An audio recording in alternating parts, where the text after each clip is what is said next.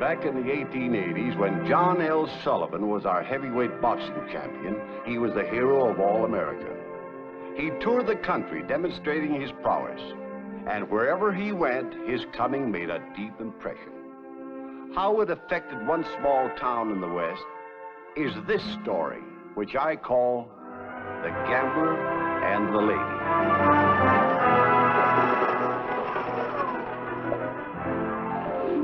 I have a large trunk on top. How do I arrange to get it to the hotel? Don't worry about it, ma'am. I'll see it's delivered for you. Thank you so much. Hello, Connors. Hello, Brad. Hey, Joe, did you see the Sullivan fight when you were in Silver City? Sure did, Brad. That John L. packs a wallop like a mule. Knocked his man out in the first round. Must have been 1,000 people there to see it. Miss Stewart?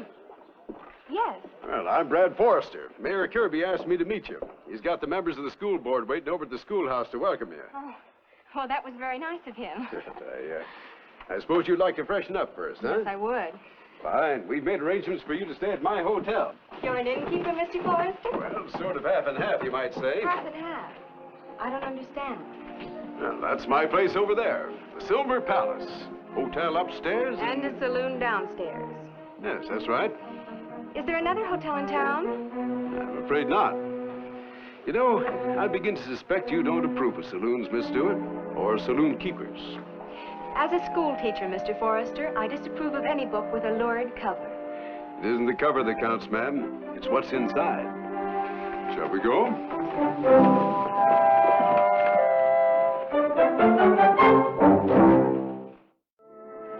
Well, here we are.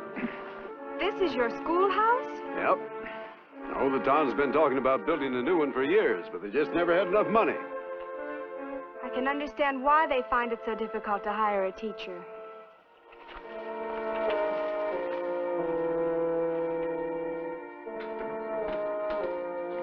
Right in, Miss Stewart. Well, now, Miss Stewart, may I present our mayor, Sam Kirby. How do you do, Mayor? How do you do? Our sheriff, Dan Walters. Howdy, miss. Mr. Baxter. He runs the livery stable. And here's Mrs. Baxter. I reckon she runs Mr. Baxter. Fred, And here's where you teach. you don't like it, do you? Well, it's not in very good shape. The desks are badly in need of repair. There's no slate or blackboard. How do you expect children to learn in a place like this? Well, Miss Stewart, it takes money to keep a school in repair, and we just don't have it. We thought we were doing pretty well to have this much. Well, maybe we could raise some money. Such as how? There's so many things a town needs. In the last place I taught, we needed new books. So the ladies of the town simply held a bazaar. We raised over $100. Admirable. But hardly enough for our needs here. You have a better idea? Well, as a matter of fact, I have. How, Brad? By inviting John L. Sullivan to fight one of his exhibition matches here. Well, do you think he'd come? If we pay him his guarantee, of course. And the profits from the fight would more than cover that.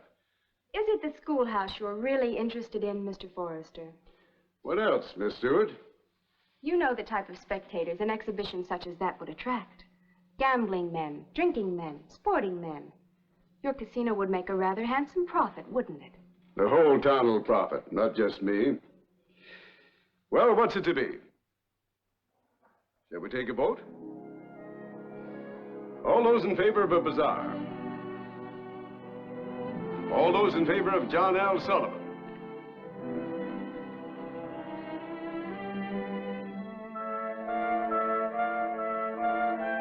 The town needs that schoolhouse real bad, Miss Stewart.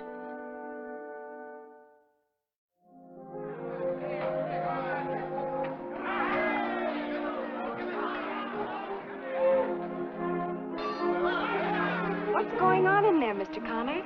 They're picking a challenger to meet Sullivan, ma'am. It's an elimination contest. Why would an amateur want to fight John L. Sullivan? Oh, there's $100 in it for them. And a standing offer of $1,000 from Sullivan himself for any man who can last 4 rounds with him. Of course, no one ever has.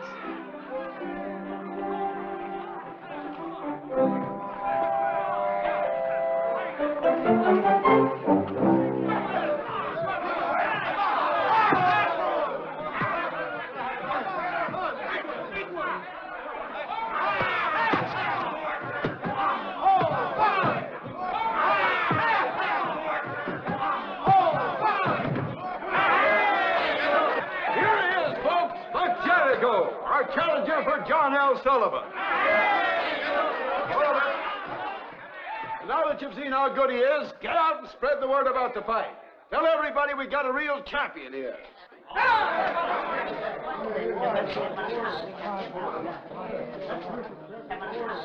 Help me out the ring.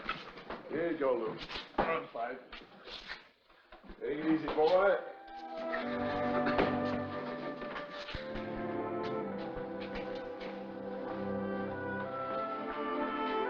Well, Miss Stewart, thought you didn't believe in fisticuffs.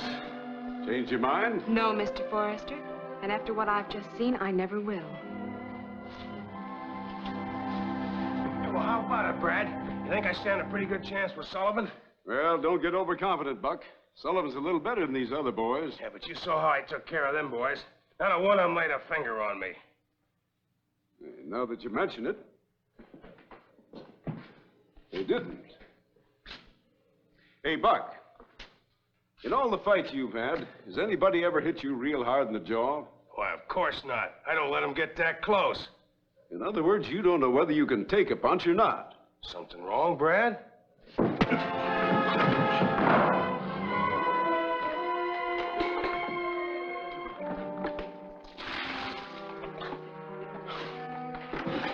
Are you all right? What happened?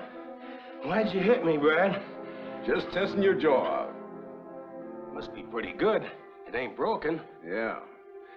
It's so good I wouldn't trade it for, well, for the finest piece of glass in China.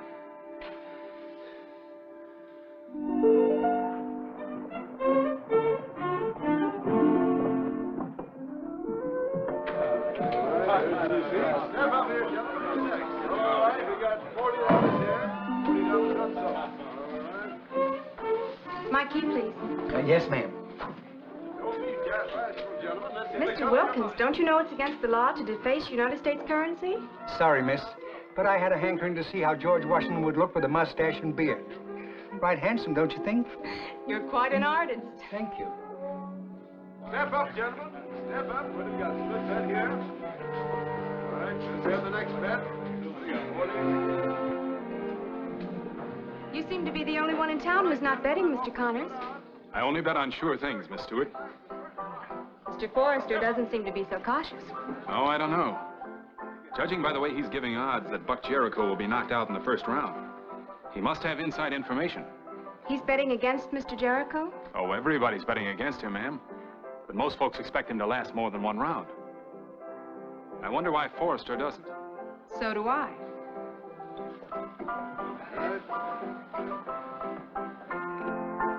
All right, gentlemen, I'm offering good odds.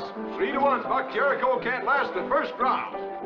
Step up, gentlemen. What'd you give me? $50 on Jericho. Hey, Riley, take over here a minute, will you? Riley, you take care of you boys. Well, Miss Stewart, this is an unexpected pleasure. Would you like to make a bet? I most certainly would not. When I heard what you're doing, I had to come in. Oh? What am I doing? Haven't you any loyalty? How can you bet against your own man? This isn't a matter of loyalty, Miss Stewart. It's a matter of good business. If you don't think he'll win, why are you letting him fight? Miss Stewart, so far John L. Sullivan has fought over 50 men on his exhibition tour, and he's knocked out every one of them. No man expects to beat Sullivan, but it's considered an honor to fight him. You might at least have the loyalty to bet that Mr. Jericho will survive more than one round. I'd be betting against myself if I did. You seem very sure. I wouldn't bet if I wasn't.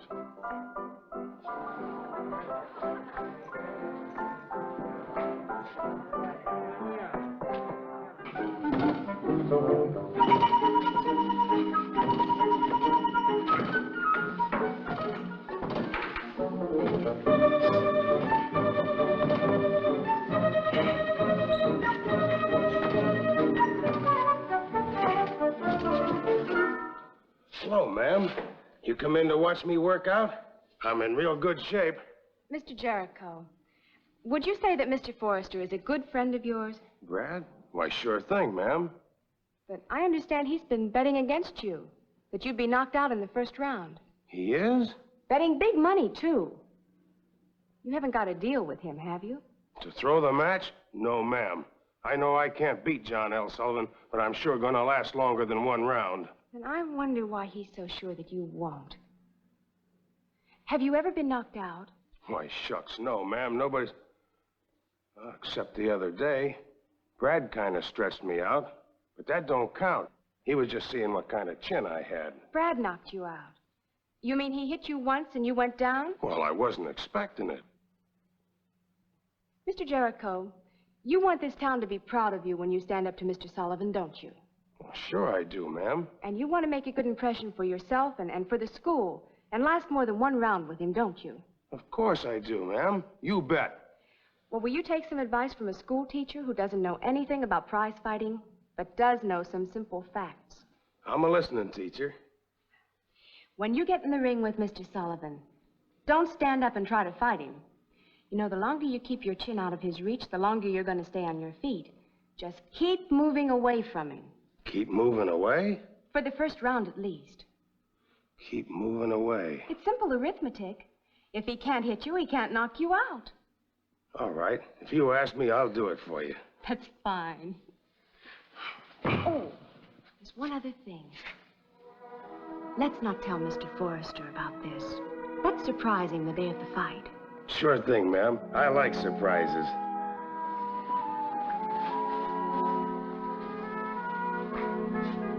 Just keep moving away.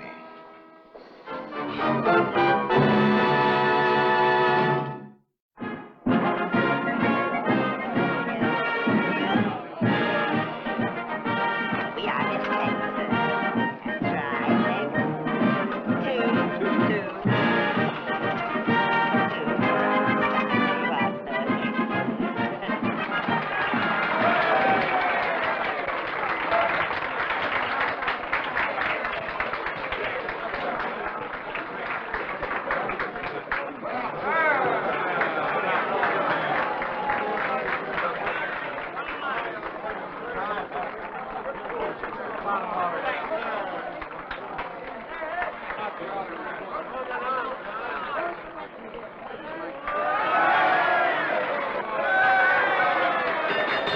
Ladies and gentlemen, your attention, please.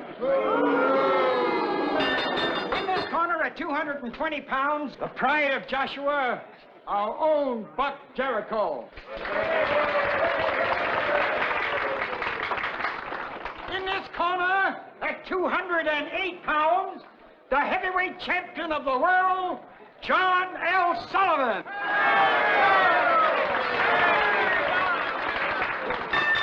Now, you men know the rules. Shake hands and come out fighting.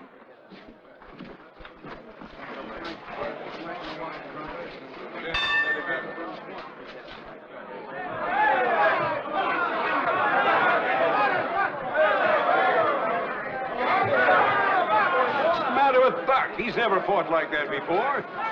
Get in there, Buck! Slug it out! Get away from me, Mr. Jericho! Hey, what's the matter with you, Buck? You scared? Keep away from Get me! in, Buck! Keep away! Buck, get in! Aren't you pleased that he's doing so well, Mr. Forrester? Is this your doing? He's my first pupil in Joshua. What do you think of my teaching? You did a good job with him, Miss Stewart. Why, congratulations. Stay away from me, Mr. Jericho!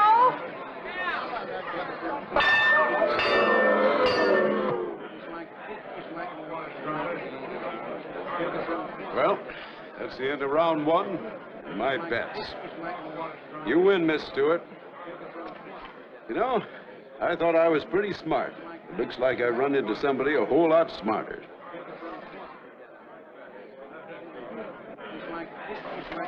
You're doing fine, Mr. Jericho. I'm proud of you. Well, I stayed away from him, just like you said. Did you hear the way they booed me? Everybody thinks I'm scared of them. So I'm going out this round and really show them. Oh, no, don't do that, Mr. Jericho. You'll get hurt.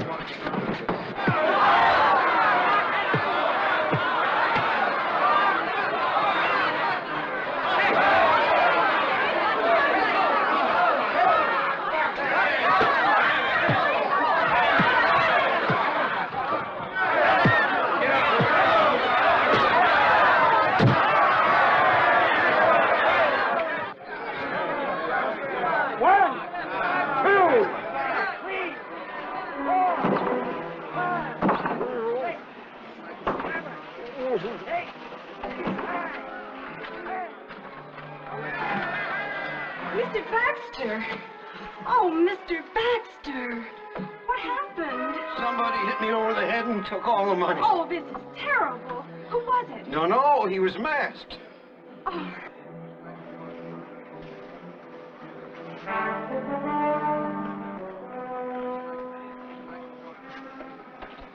How long have you been here, Brad? Oh, about 15 minutes, Sheriff. Why did you leave the fight before it was over? Because I had a lot of bets to pay off. I wanted to figure out how much money I had to draw out of the bank. A likely story. What do you mean by that, Miss Stewart? Somebody held up the box office while the fight was on, slugged Mr. Baxter, and got away with all the receipts. And you think I did it? I found this on the floor, Mr. Forrester. A cufflink. It has your initial on it. I've been in and out of that box office all week helping out. You know that. I could have dropped this any time. Strange, no one found it until after the holdup. But I've been here ever since I left the arena. Ask Riley. Oh, I'm sure Mr. Riley will agree with you. He has worked for you a long time, hasn't he? Sheriff, I came here straight from the arena. I give you my word. The word of a gambler, a saloon keeper? You know, you ought to be careful judging everything by appearances, Miss Stewart. Sometimes they can be mighty deceiving. Sheriff, I suggest that you ask him to open his safe. What about it, Brad? Do you mind? Yes, I do mind, Sheriff. What's in my safe is my business. Brad, you know if you force me, I could put you under arrest and get a court order to open it.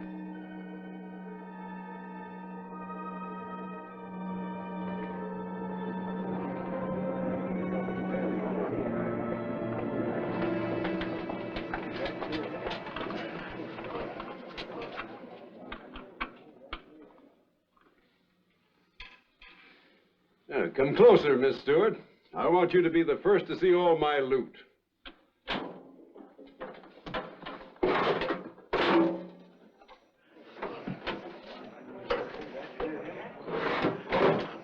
Satisfied? He must have hidden it somewhere else. It just has to be me, doesn't it, Miss Stewart? It couldn't be somebody else. Is that the way you all feel? You must admit, Brad, that circumstances don't look too good for you. You left the fight early. You lost a lot of money in your All right, bets. Mrs. Baxter, you don't have to say any more. You mean you're ready to admit your guilt? I hope for your sake, Miss Stewart, you never find yourself in a position where appearances are against you. If people conduct themselves above suspicion, Mr. Forrester, appearances won't be against them. Brad, you've always had a good reputation up to now. I'm not going to arrest you without further evidence. But I'm going to check every man that leaves this town. And you better hope that that money shows up.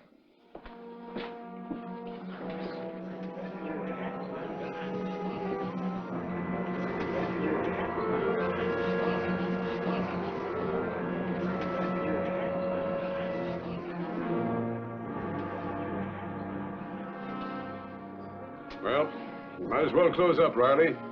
Looks like we won't be doing any business.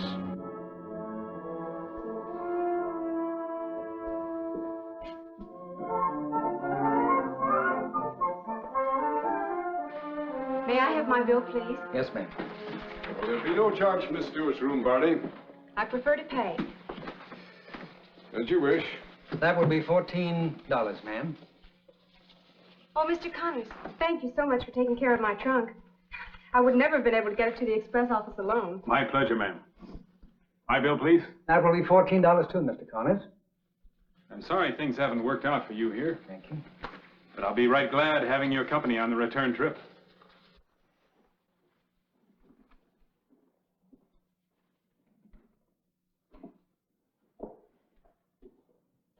Well, Barney, how does it feel to be working in a hotel with no guests?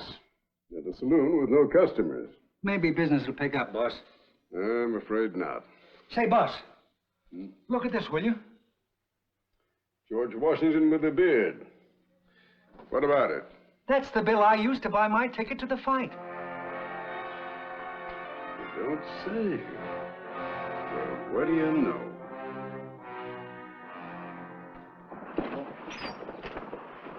Oh, Mr. Connors, sorry, you'll have to open your case, see what's inside. Official business, you know. Of course. Howdy, Miss Stewart. Of course, you're exempt. Thank you.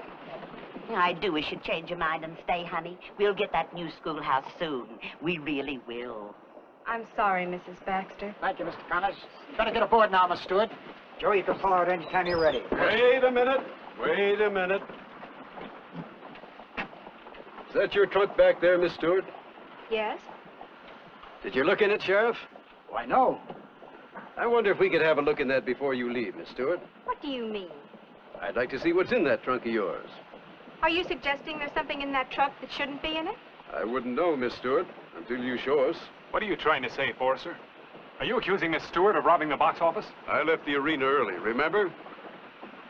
I don't know what Miss Stewart did after I left. Brad, you're carrying things pretty far. Am I? Today you good people accused me of being a thief and forced me to open my safe. You didn't find anything, but you still think I'm guilty. Now I'm asking Miss Stewart to prove her innocence. This is outrageous. You're not going to let him get away with it, Sheriff. I reckon he has as much right as the rest of us. Joe, let's put that trunk over here. Yes.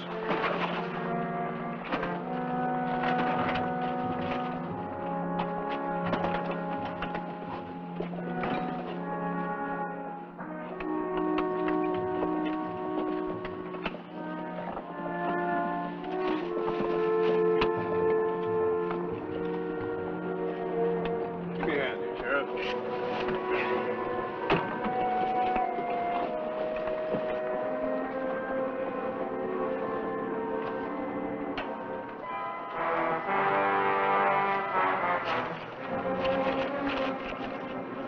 Well, Miss Stewart, seems you are about to leave town and take our schoolhouse with you. I don't know how that got in there. And you let us think Brad did it. And you were going to teach our children. I reckon I'll have to place you under arrest, Miss Stewart.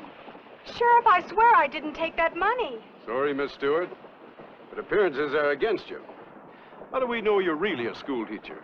Maybe you make a habit of moving into town, stalking people into putting on bazaars, and then running off with the receipts. Looks that way, doesn't it? Yes, I guess it does. Mr. Forrester, I have no right to expect you to believe me, but I give you my word I did not take that money. I know you didn't. You couldn't have. Because Connors did. Me? If I took the money, then what's it doing in her trunk? Getting an inspection-free ride out of town.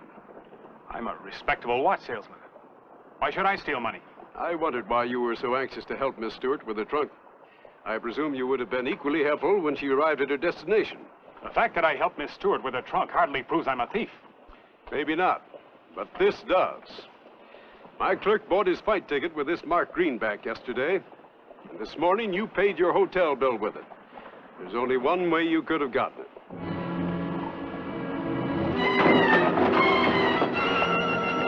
Get him back!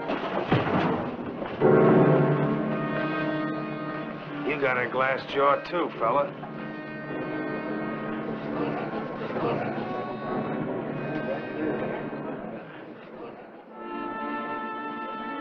I don't know what to say, Mr. Forrester. Well, you might start by calling me Brad. Try it. Brad? Yeah, that's better. You're smiling. I think there's hope for you. Oh, Brad, I've got an awful lot to learn. I think we both have. Will you be my teacher? I couldn't ask for a more promising student. Lesson number 1.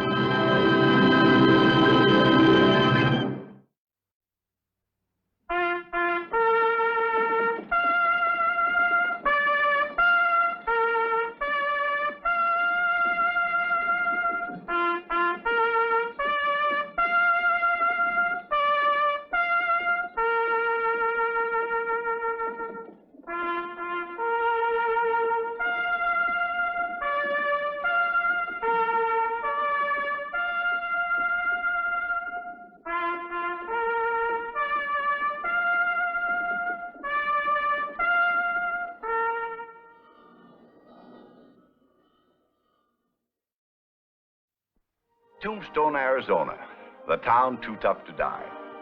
There have been countless tales about this famous old mining camp. One that's a favorite of mine is the story of a Chinese by the name of Quan Ki.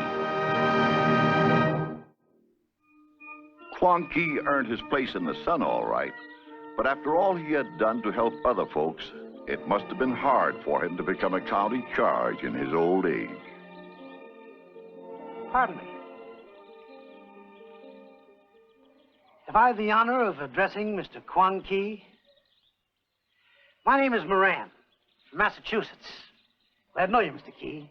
Oh, I've heard a lot about you, and all of it was the best. Please, sit down. Oh, thank you. I understand you lived in Tombstone back in the wild and woolly days. Ran the best eating place between El Paso and the coast. Food at Can restaurant, most excellent. Oh, yes. Everybody that was anybody ate there, right? Everybody is somebody. Yes. Oh, I'm sure this man was one of your customers. Arthur Gresham. You remember him? A young fellow from Boston. Came out west right from college to manage some mining interests for his family. So now he become honorable senator. Well, he's running for office. They say he met his wife in Tombstone. Picked her out of a dance hall. Is that true? Tombstone, very big camp those days. Many thousand people.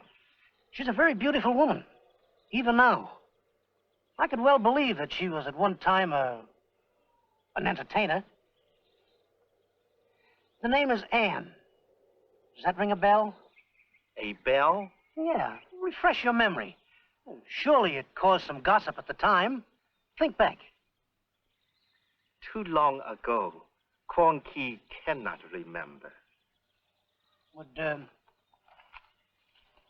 $1,000 help jog your memory a bit? You offer me money? Now look, Mr. Ki.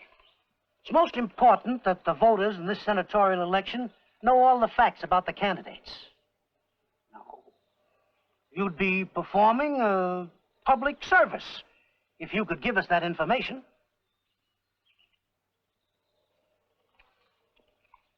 $5,000? $10,000? So sorry, mister.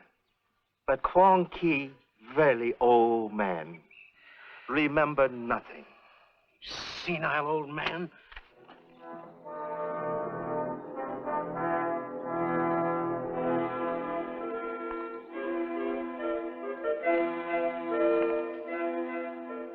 But Kwong Ki do remember, as if it were yesterday, that day, 1881, when he first arrived in Tombstone. Walk along Allen Street, look at all the signs.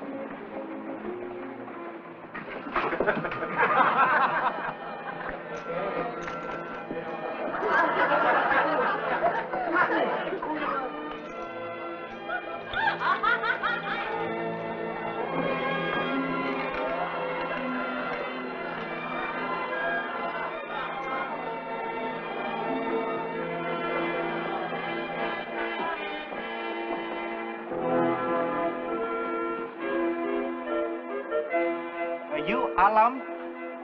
Me Kwong Ki, just arrived Tombstone. Look for job. Come in. Come in. Only one thing is better than one Chinese.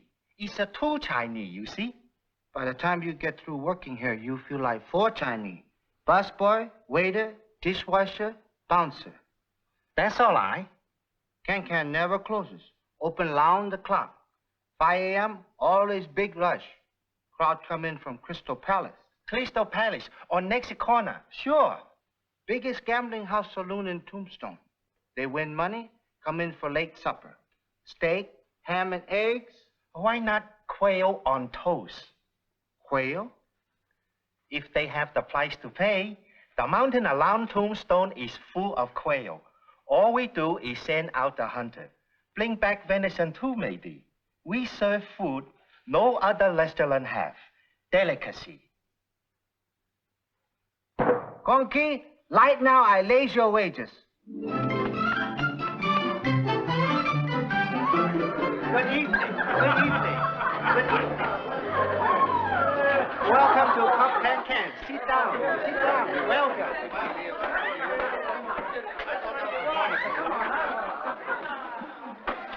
Good evening. It's good morning. Good morning. Is he? He agrees with me. Good old Alum. That isn't Alum. What are you trying to do, Johnny Howard? Pick a fight? Sure, it's Alum. Me Kwong Ki. Kwong Ki, Alum, what's the difference? Sit down, Nick. You need some hot coffee and some fruit inside of you. Me fetch.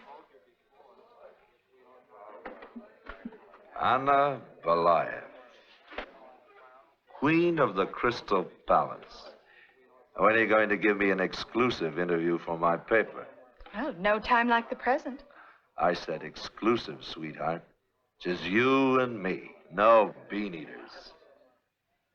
I rather like beans. You? A Russian? A subject of the Tsar? What do you know about the Russians? I'm willing to find out.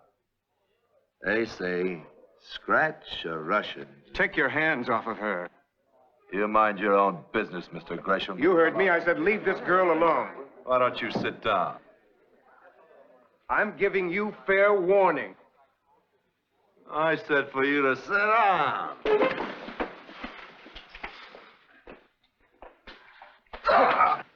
So you sorry. Clumsy heathen. So sorry. Missy, maybe more better you sit over there where tablecloth is not soiled. Thank you. Cannot enjoy food unless everybody is friendly. Anger kill the appetite. Kwong Ki have a special treat for you. Fresh quail on toast.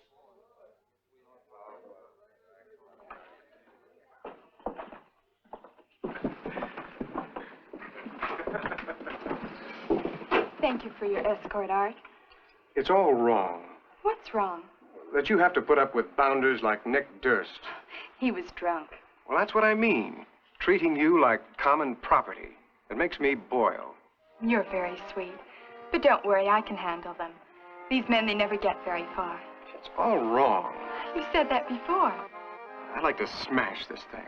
What, deprive me of my living? Don't you dare. Then I'd marry you and take you out of the Crystal Palace, away from Tombstone, back to Boston with me. Art. For 2 cents, I would. You're very sweet. I said that before, didn't I? We're growing repetitious. And it's growing very late. The stars are fading. Good night, Art.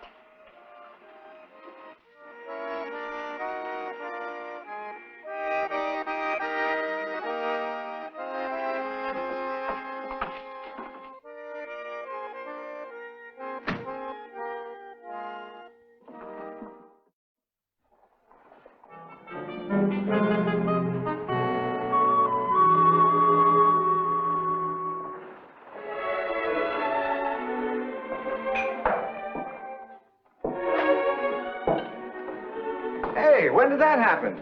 The sign outside. Oh, why you away on trip? You're one of the proprietors now? Honorable junior partner. Well, congratulations. Thank you. And I congratulate you, too, Alan. Thank you. Business have big boom at Can-Can. Food like nowhere else in Tombstone. Speaking of food...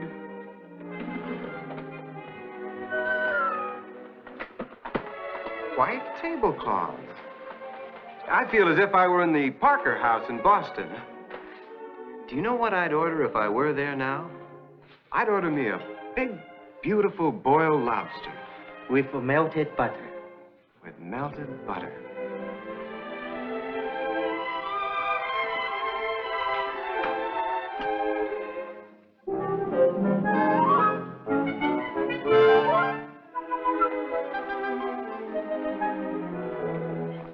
What kind of magic is this?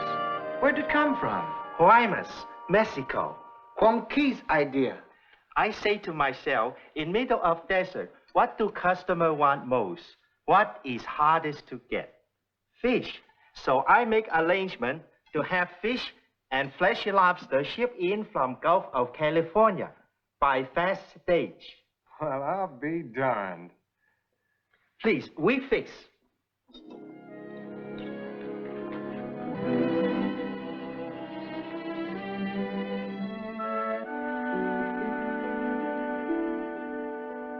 Wait till my mother finds she can get fresh lobster in Tombstone.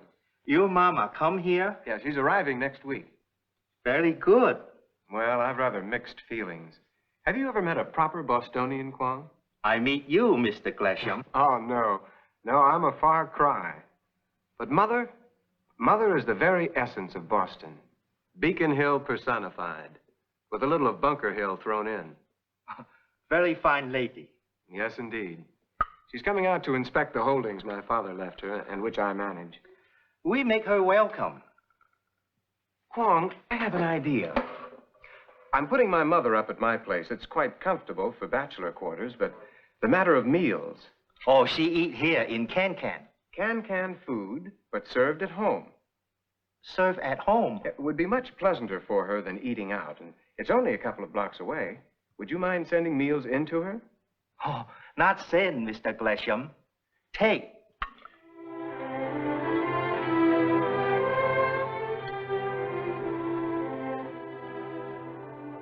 Mushroom under glass. In the desert? Mercy. It's imported. May I serve, madame? Yes, thank you.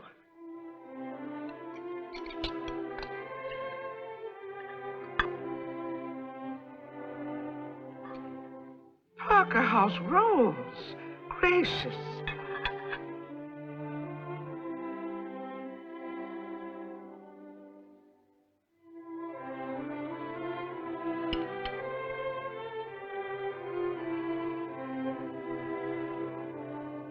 I'm absolutely amazed, Kwong.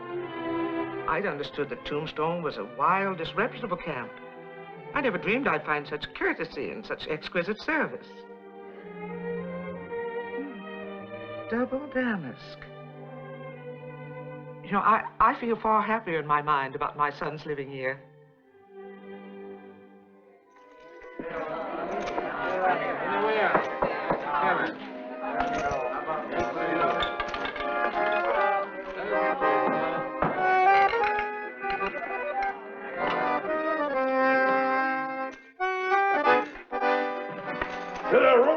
Tilton Roche.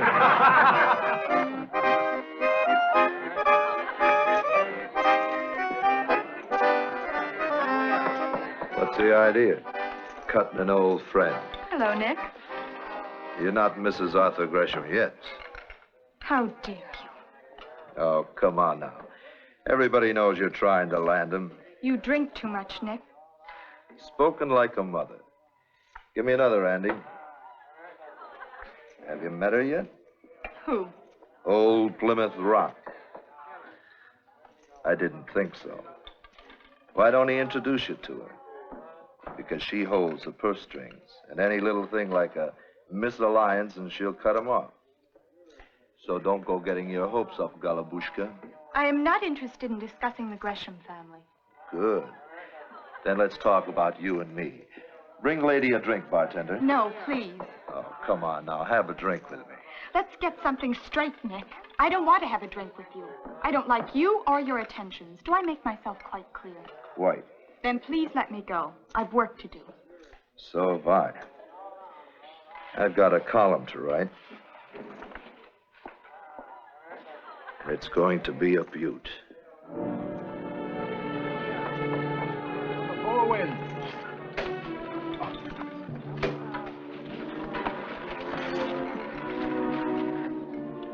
What do I think of Tombstone, Mr. Durst?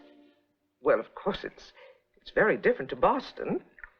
But I could say that about New York or Chicago. One, please. No cream. The people here, how do they impress you? Everyone I've met so far has been charming to me. Art's introduced you to his friends? Some of his business acquaintances. No ladies? Are there any ladies in Tombstone? Well, now you've put me on the spot, Mrs. Gresham. There are women here of the so-called frail sisterhood. That's putting it very kindly. I'm very glad you've come out here, Mrs. Gresham. I think it's a good thing for Art. What do you mean? Well, when a fellow's alone and far away from home, he's apt to lose his sense of values.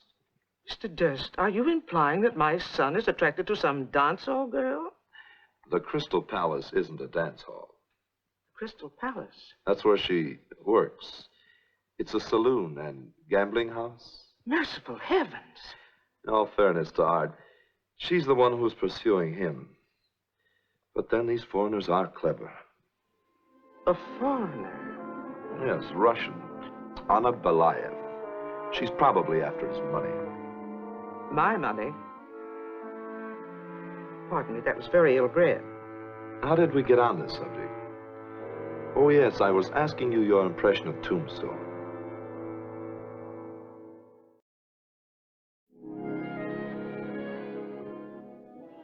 I don't know why I'm telling you all this, Kwong. Except you're one of the few people in Tombstone who knows my mother and knows Anne. Both a very fine lady. If they'd just get together, I'm sure everything would work out. But Anne absolutely refuses to meet her. Maybe story in newspaper make her shy away. What story? The story just come out today. I haven't seen today's paper. I have copy.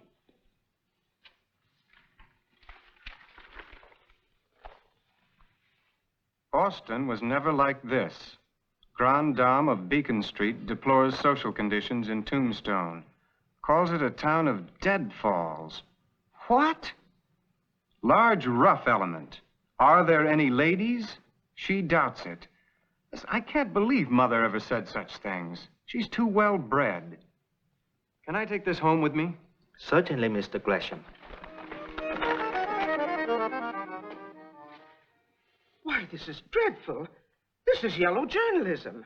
Then you didn't say these things? Well, yes, I did after a fashion, but he's twisted my remarks.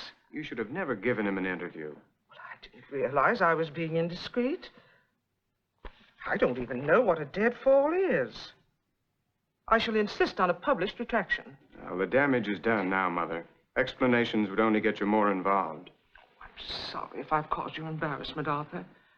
I'll live it down. Perhaps you won't have to, dear.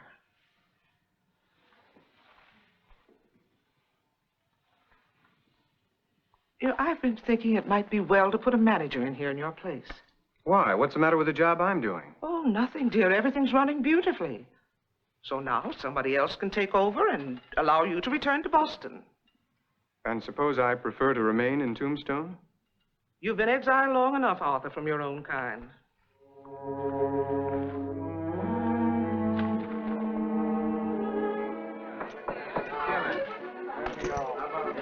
Anne, you've got to let me talk to you.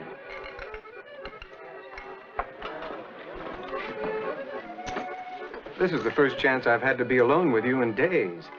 I think you're avoiding me. Why? What is there to explain? Well, Mother's background is pretty rigid and, well, conventional. The girls she knows don't work. Then I should hate to put her to the strain of meeting me. She'll love you, Anne, once she gets to know you. I don't intend meeting your mother, Art, under any circumstances. Anne. Because I don't intend to marry you. I've bungled this thing horribly, talking like a snob.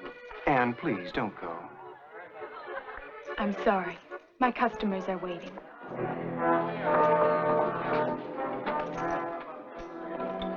Now, you run along until tomorrow.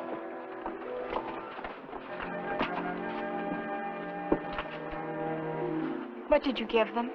Chinese sweet meat. Wouldn't it be wonderful if we could all be made happy so easily? Missy unhappy? I'm leaving Tombstone, Kwong. I've just served notice at the Crystal Palace. This is my last week. Where you go? I don't know. I'd like to make a fresh start. Try something entirely different. But, well, this is the only thing I know how to do. And I have to earn a living. Tombstone is not such bad place.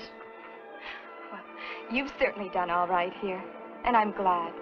You deserve it, Kwong. You're everybody's friend.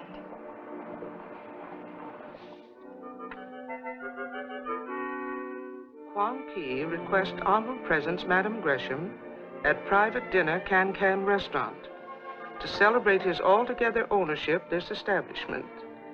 Friday night, 8 o'clock. Oh, good morning, Dominique. Good morning, Judge. I see you're among the elect. You received one, too. Yes, I did. I'm going to accept. I'm deeply touched to be included. I admire Kwong's religion. I don't even know what Kwong's religion is.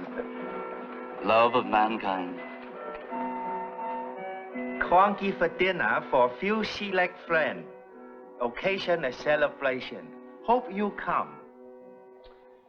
Well, I don't feel much in the mood for celebrating, Kwong. Judge Bond of District Court say yes. Reverend Endicott Peabody of St. Paul Church. Mayor Thomas, Dr. Housebrook, Professor Ames, Madam Gresham. My mother's accepted? Great pleasure. Oh, well, then, of course. I'll escort her. Thank you. Thank you so much. Quan Ki request honorable presence, Miss Ann Bailey, at private dinner Can Restaurant, to celebrate his altogether ownership this establishment. Friday night, 8 o'clock.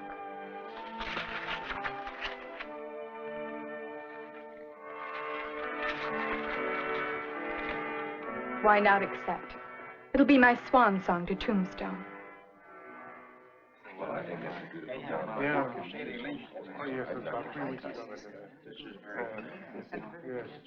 Everybody was satisfied. I received my education at Cheltenham and Cambridge. I have a confession to make, Dr. Peabody. That's what clergymen are for, Mrs. Gresham. I didn't even know there was a church in Tombstone, let alone Episcopal. Oh, we have churches of several denominations. Oh, I'm glad to hear that. Kwong Ki very happy to welcome guests tonight. This party have two reasons. One, to celebrate new ownership of a Can restaurant. Here, here. Two, to show gracious visiting lady, Tombstone is not all wild and woolly. Splendid people here. Eminent judge, a young divine, honorable mayor, beloved doctor, professor, School of Mine, accomplished musician, Miss Ann Bailey, virtuoso on instrument which have place in Chinese culture, known today as accordion, in ancient China, Cheng. To all here, long life and happiness. To our host, Kwong Ki, a good friend. To Kwong Ki.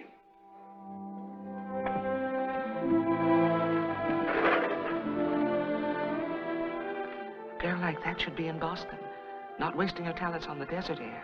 You think so, Mother? She's exquisite. Such poise. I don't see how she escaped you, Arthur. Oh, she hasn't. I've asked her to marry me. I can see what her answer was. You have my blessing, Arthur.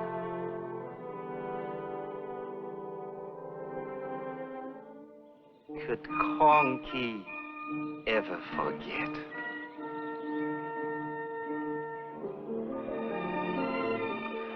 Kwong Ki died at the age of 97 in the county hospital at Bisbee. Poor, one of the richest men in the Southwest, in Friends. The procession that followed him to his last resting place at Tombstone was a mile long. Among the distinguished people who came to pay him tribute was ex-Senator Arthur Gresham and his beautiful wife, Ann. If you visit Tombstone today, you will see on Boot Hill the grave of Kwong Ki, once proprietor of the Can restaurant, the little Chinese who loved his fellow men.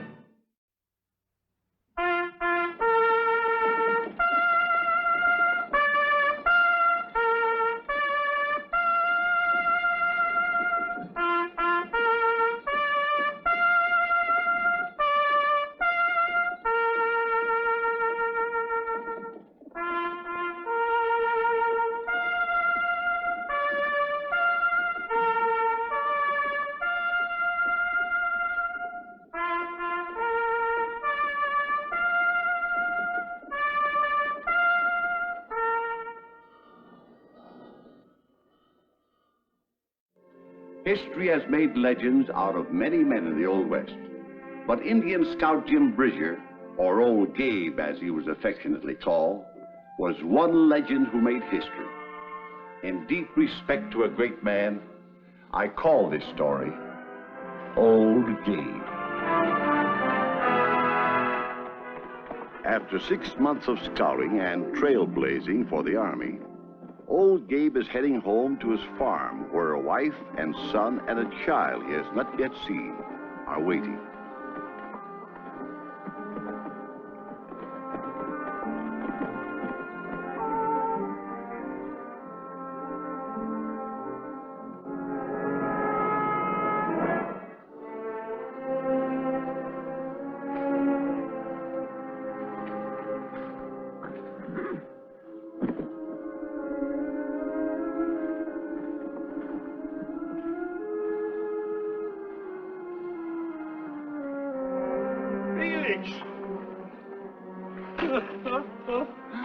Wow, grown like a lodgepole pine.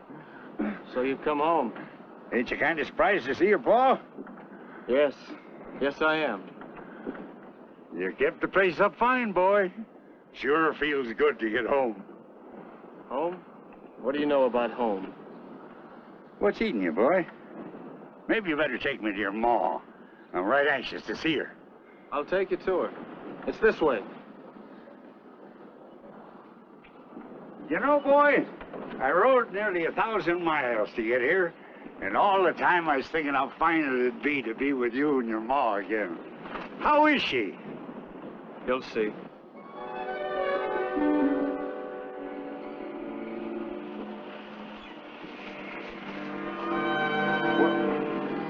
Oh, no! That's Ma. That's her baby. Oh.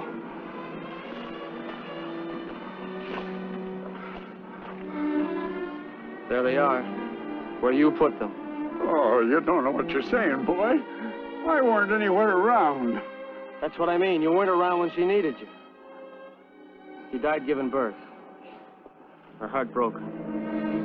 While you were out adventuring and fighting Indians. She died calling for you. I'm sorry, boy. More sorry than I can tell you. I won't bring her back.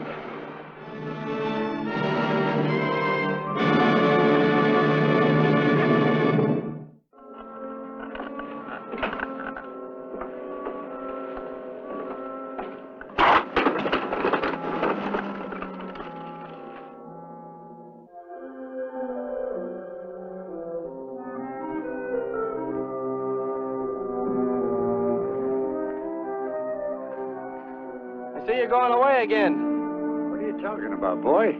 You're leaving just like you always done before. We're gonna lose this farm. It's like we lost the one at Willow 3 years ago. We ain't losing this farm. You didn't answer my question. You leaving or you staying? I'm staying here. I wish I could believe that. Jim Bridger never breaks his word.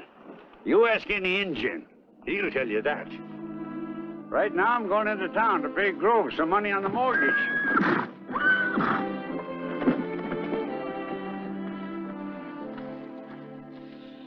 Bridger, you know how much is here? Sure do. $300. Exactly. And you owe me $700 on the mortgage. That was due 2 months ago. Why, I had no idea that... You haven't much of a head for business, have you? I reckon not. Does my boy know about this? It's your place to tell him, Bridger, not mine. That boy has his heart set on that farm. He worked it hard while you were away traipsing around. I didn't see fit to add to his worries. Losing the farm would go pretty hard on that boy. Just what are your chances of paying that balance in a reasonable time? Reminds me of one time I was once surrounded by 100 Sioux. I had 2 arrows in my shoulder, and my rifle was busted in bits. What happened? I was killed, but here I am. Bridger, I'll give you just 1 more month at the usual rate of interest, not 1 day more. Now let's see if you can get yourself out of this trap. It'll be hard, but this here child is going under trying. Thanks.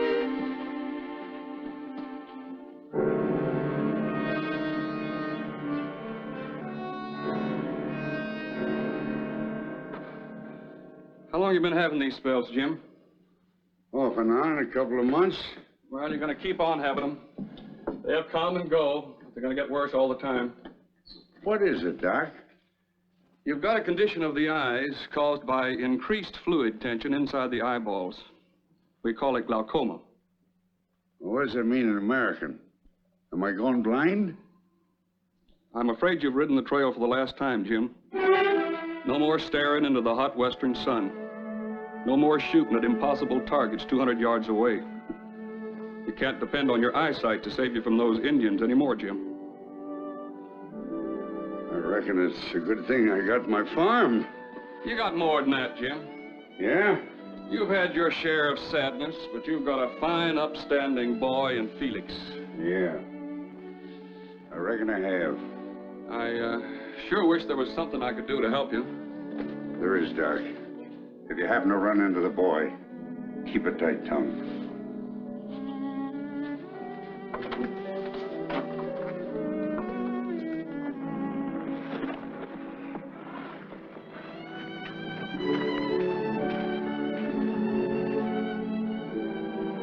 Pa? Yeah, son? You really mean to stay here? Now, wouldn't a man be a fool to hanker for the hard ground when he's got a nice, soft, warm feather bed to sleep in and good home-cooked meals instead of cold buffalo jerky? No danger of you losing your scalp here either. Not unless they get careless and walk into that barber shop in Hamilton. You know, I was just down the South Field. We're going to have the best darn crop of alfalfa in this whole county. That's fine, boy. Fine? You realize what that means? This farm's going to be on a paying basis another 3 or 4 months. 3 or 4 months, huh? Yeah, it's going to be a lot of hard work, but well, between the two of us, we can do it. Yeah, we can do it. Here, I'll get it.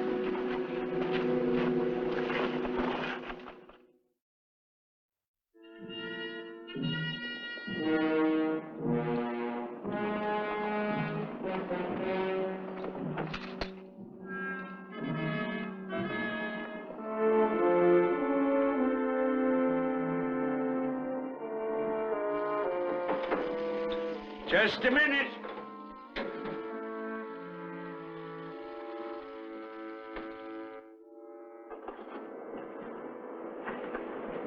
Colonel Harrington. Well, I ain't seen you since I left Fort Laramie nigh under 3 months ago. How are you, Gabe? Why, come in, come in.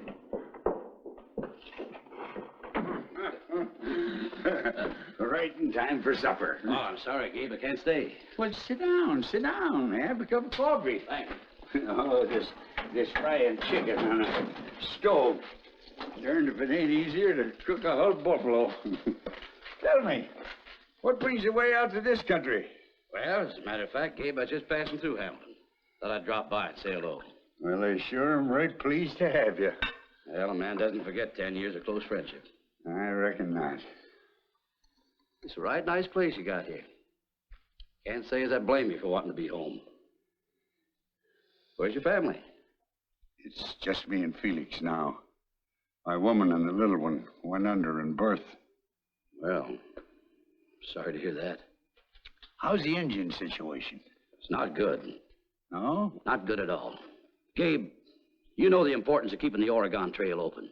The entire future of this country depends on it. It's got to be made safe for immigrant and military travel. You been having engine trouble?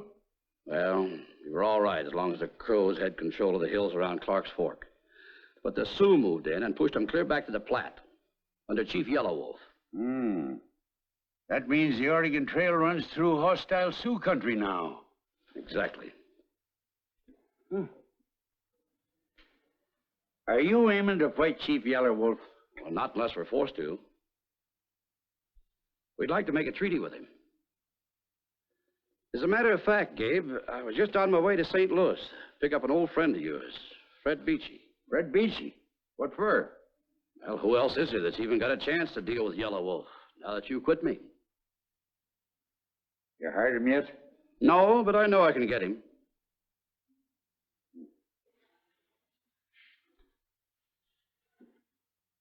What does the job pay? Well, let's see. It'll take a month and a half, 2 months maybe. $10 a day, that's $500 to $600. Just about. Yellow Wolf is tough. He's as tough as they come.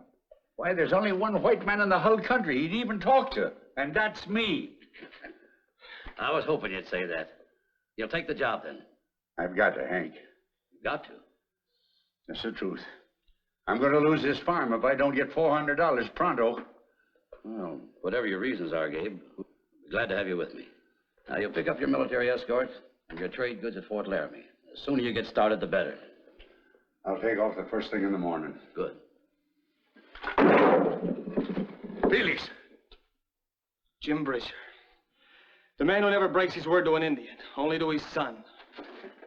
You gotta let me explain. I don't want to hear anything. I've heard it all, over and over. Just one more trip. The last one. Well, go on. As far as I'm concerned, you don't ever have to come back.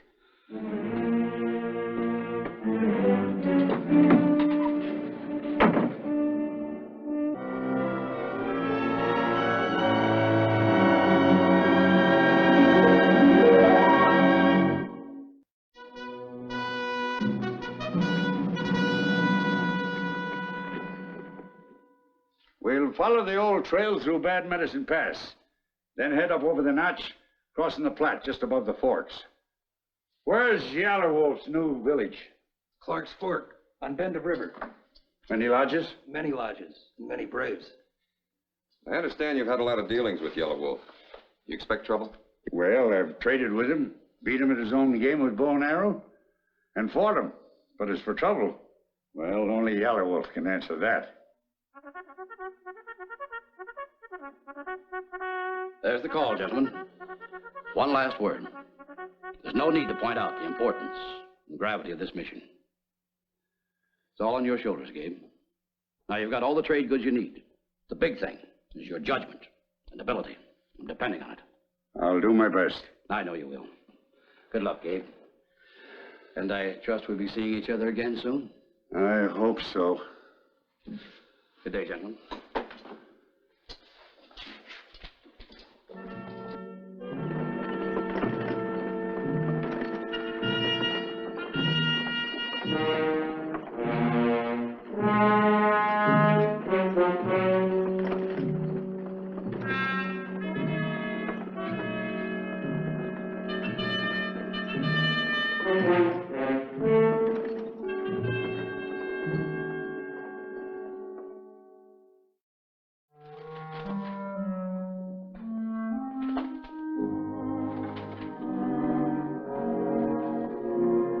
Felix, come here a minute.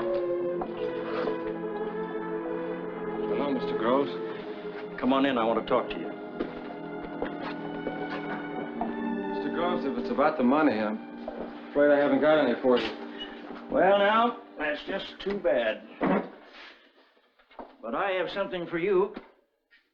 What's that? The deed to the farm, it's all free and paid for now.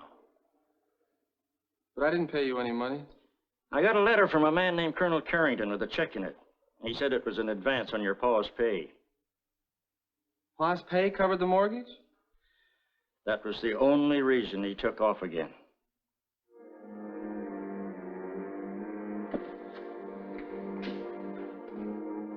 Thank you, Mr. Groves. Why, hello, Felix. Haven't seen you for some time. No, I suppose not. Tell your father next time he's in town to come in and see me. Where have you been, Doc? Bridger's away. Away? Yes, there was some Indian trouble, and he went to straighten it out. Is there anything wrong? I'm afraid there is. Plenty. By going out there on that trail is just like suicide for your father. Is there anything the matter with him? I promised your father I wouldn't tell you this, but I think you ought to know it now. Felix, your father's going blind. Blind? That's right. Could happen any time. Maybe even now.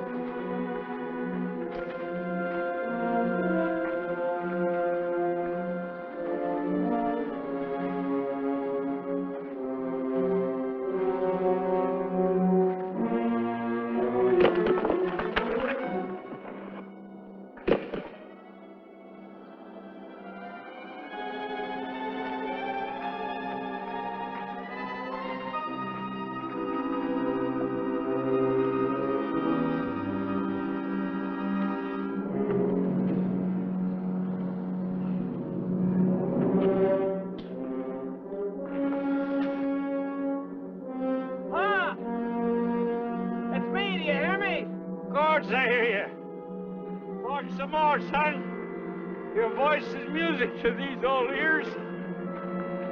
Felix Bridger reporting for duty, sir. That's fine, boy.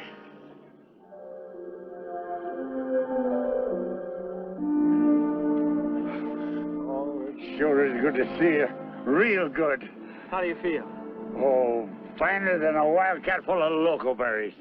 But what brung you way out here? I got lonesome for you. Lonesome for me? Well, that's really more than I expected. I took off for Fort Laramie, and Colonel Carrington gave me a job. The colonel said that I was a ornery, no-account, shiftless varmint and didn't deserve a father like you. Ah, he had no call to say that. It's supposed to be a military secret. But, how'd you ever find me way up here? Captain Danvers said that you were out ahead scouting. I just followed your trail. Darned if you ain't a Bridger through and through. Pa, I wouldn't blame you if you never gave me the time of day. Forget it, boy. I need you. I need you more than I can ever tell you.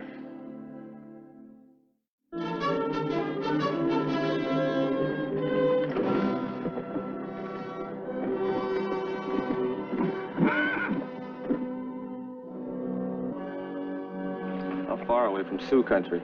We're in it. There's nothing moving. Not a sign of life. When a pass is this quiet, it just ain't natural. I don't see or hear any birds, do you? No.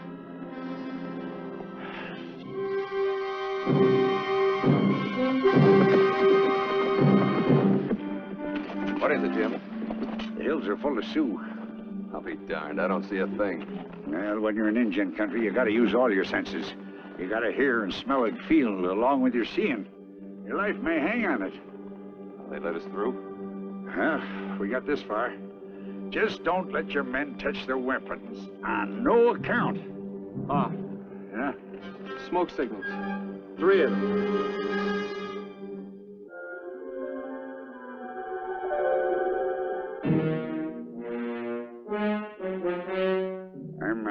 I'm learning my boy to scout. Felix, do you see any difference in those smoke columns? Yeah, there's one large one, and the 2 on each side are smaller. Good. What does it mean? Yellow Wolf knows we're here. And he knows we come for peaceful talk. We can go through now. Forward!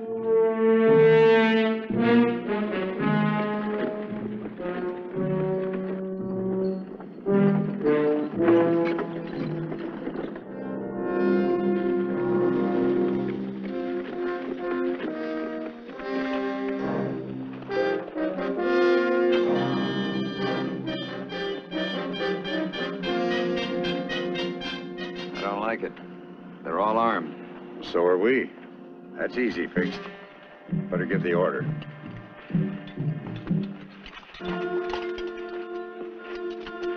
Detail! Disarm! The right men show good face. I smoke only with 3. Go.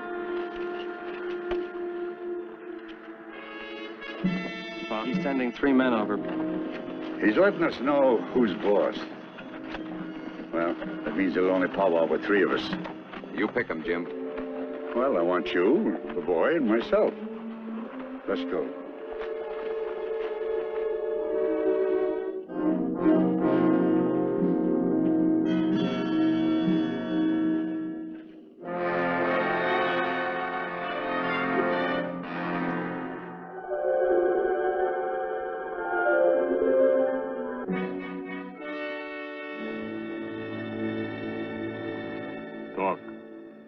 We come in peace.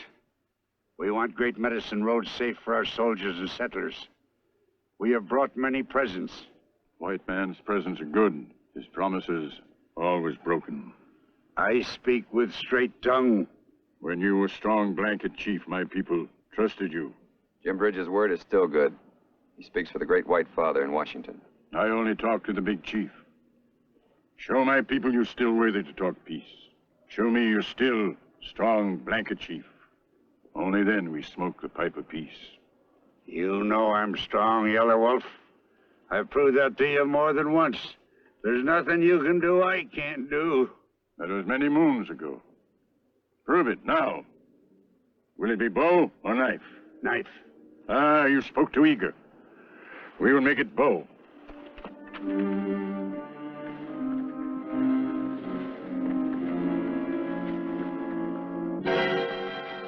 One arrow. In a small tree.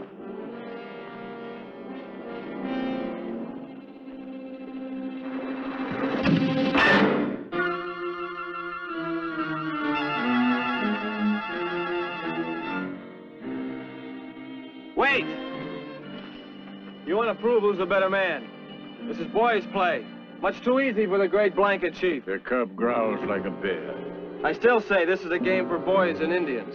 What does the cub suggest? Hoop and pole? My father will put an arrow in that tree blindfolded. Here, Paul. I just can't do it, boy. You loco? I can't see the tree. No, you can't. That's why I'm here. But you can hear my voice. Just follow my voice. And I'm going to stand behind that tree. If my father misses so much as the length of a twig, I'll be killed. I can't do it. You've got to, Pa. We can't back out now. Just shoot at my voice. I'll keep talking.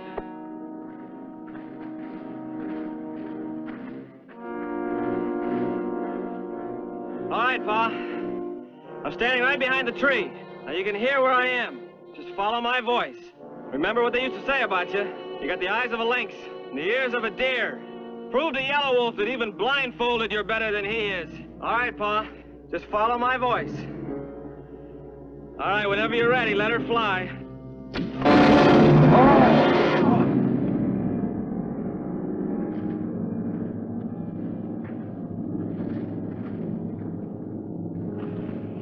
You are a brave man. So is your cub. I'm proud to be your friend. Come, we feast. Then we smoke a pipe of peace. Come, son.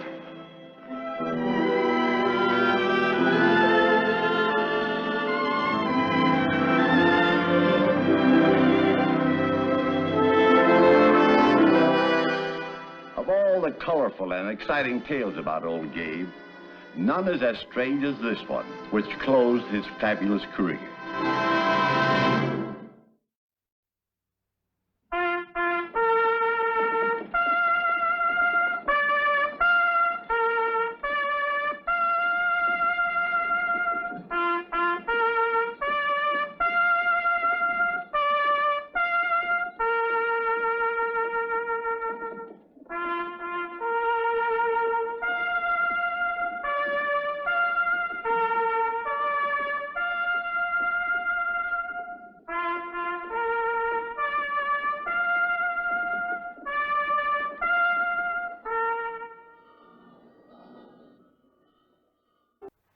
I have here a newspaper clipping which quotes the Smithsonian Institute in Washington, D.C. as confirming the theory that the earliest ancestors of the camel roamed what is now North America.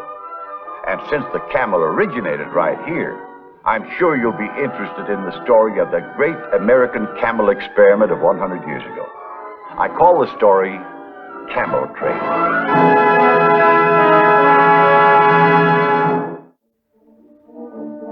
The two men who rode into this valley in 1847 knew nothing about camels having roamed in this region 40 million years ago.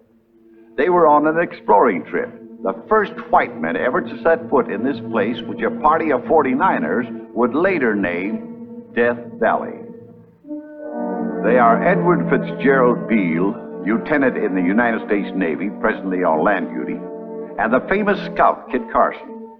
They're interested not in the past, but the future, seeking new routes westward. Yet, oddly enough, it is camels they're discussing. You know that book by Abbe Huck I was reading out loud to you last night, Kit? You ever travel without a book in your pack, Ned? Well, not if I can help it. It gave me an idea, though. If camels are so useful on the deserts of China and Tibet, Why couldn't they be equally useful here in our American desert? They'd sure scare the blue blazes out of the Indians. And outrun the Indian ponies, too, which is more than our cavalry can do. By George, the next time I go to Washington, I'm going to put the idea up to Jefferson Davis. Jefferson Davis? Who's he? He's head of the Senate Committee on Military Affairs and vitally interested in opening up the West. Go to it. You kind of skeptical about the idea of a camel corps? No. I just never seen a camel, that's all. Except in pictures. And you will, though. I predict you'll see them on our American desert as part of the Army transport system, and within the next few years.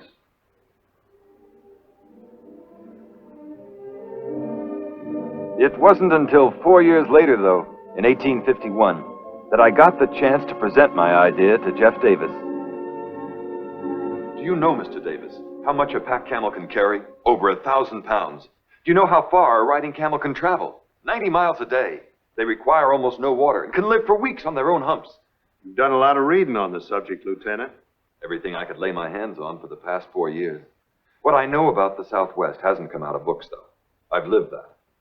I'll say you have. I reckon there's no man in this country, unless it's Kit Carson, knows the Southwest better. The more I travel it, the more convinced I am that camels are the answer. Look at the distance between these army posts. Vast, arid stretches, overrun with hostile Indians. How are you going to patrol them? How are you going to provide communication, transport supplies, protect the immigrants going to the gold fields? With camels. You really mean it? I certainly think it's worth a try. Mr. Davis. I'll present the matter to Congress at the earliest opportunity. Thank you, sir. Thank you. 3 times Jefferson Davis put the Camel Project up to Congress, and each time they rejected it. It was frustrating, especially as I had been months working out a plan to open a road across the Southwest with the camels as soon as we got them over here. I decided to go east to my home in Chester, Pennsylvania, where my wife, Mary, was waiting.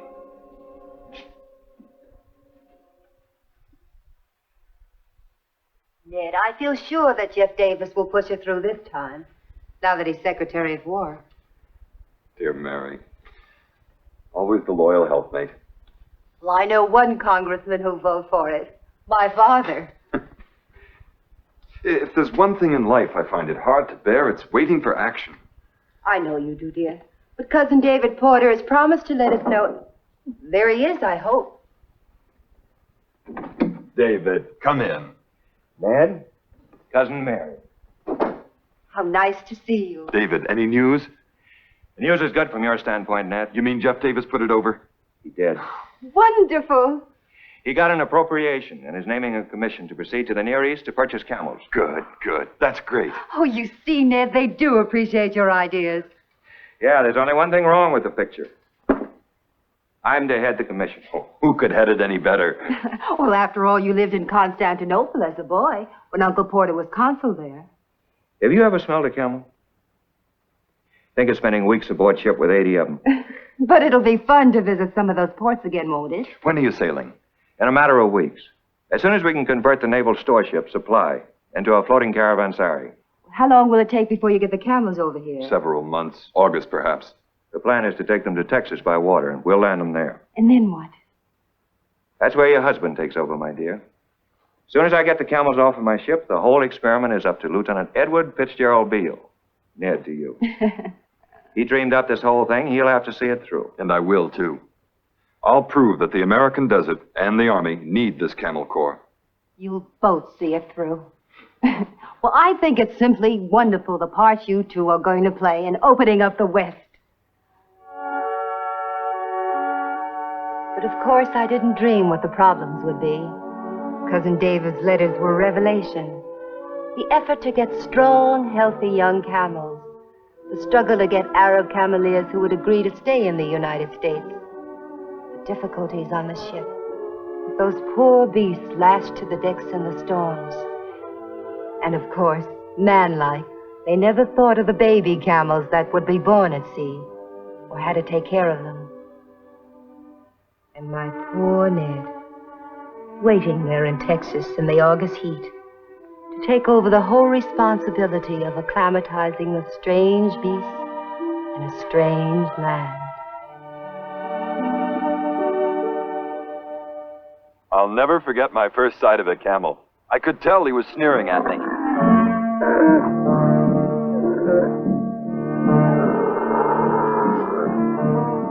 The first night ashore, we put the camels in a corral, fenced with cactus.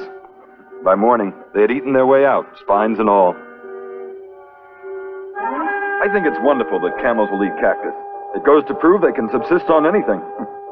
You're going to do all right here in our desert, old fella. Have they got names? Him Saeed. That means gentleman. Gentlemen. While we're performing introductions, let me introduce you to Haji Ali from Smyrna. We call him Haji Ali. How do you do? Effendi. Who offended who? Effendi is a term of address. Let me introduce you to the other boys. George Carolyn Bull, Mustafa Azam, Ali Suleiman. These two are the best saddle makers in all of Turkey. You like ride? Well, Him fast trotter. Oh, I don't doubt it, but I think I'll wait till he's got his land legs first. Thanks. Oh, nonsense. The beast needs his exercise. Climb aboard.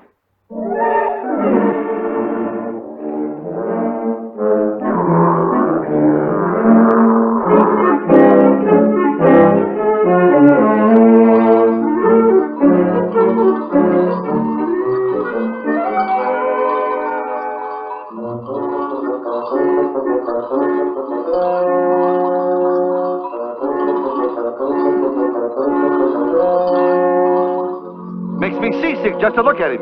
You'll get used to that motion by the time you reach California, Sergeant. What do you mean, sir?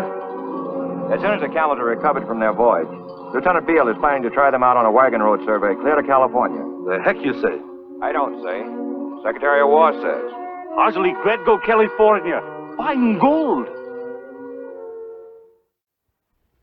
And I hope the day will come when the three of us together will have a home in California. Then I can go on a camel train with Papa? Oh, I'm afraid not, son. You're just a baby yet. I can ride a baby camel. Anyway, I wish I could see a camel. Well, maybe you'll see and ride one someday. I think camels are cute. Well, designed for the desert anyway. Do you know how many stomachs they have? How many? 4. 4? Why? Well, one of them is used to store water in. Gee, think of having 4 stomach aches. Why do some camels have 2 humps and the others have 1 hump? Papa will answer all of your questions when the expedition is over. When will it be over? Oh, I wish I knew. I miss him. I miss Papa, too. Well, we'll be hearing from him, darling. He's keeping a diary every mile from Fort Defiance, New Mexico to Fort Tejon, California. He's going to bring it back and read it to us. Now, won't that be fun? Not as much fun as riding a camel.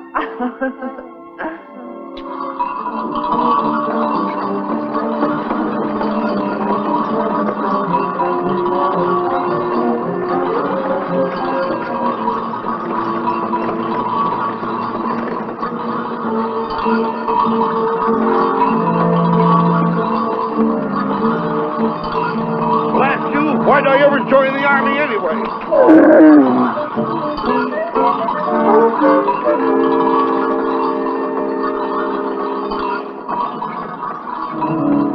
We number 48 men, 12 wagons, and 120 animals. Each camel is loaded with 700 pounds of forage for the horses and mules.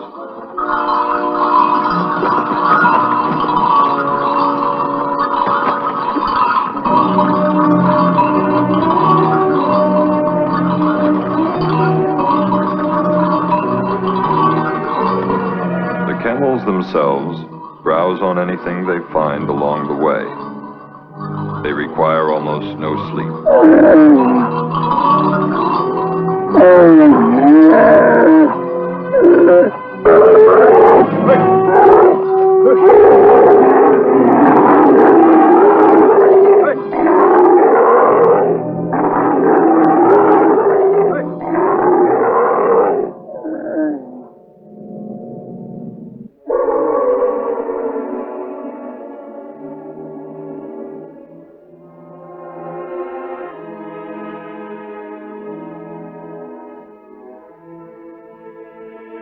Fire's getting low.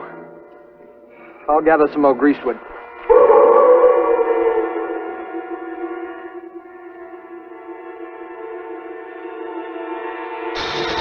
Rattlesnake!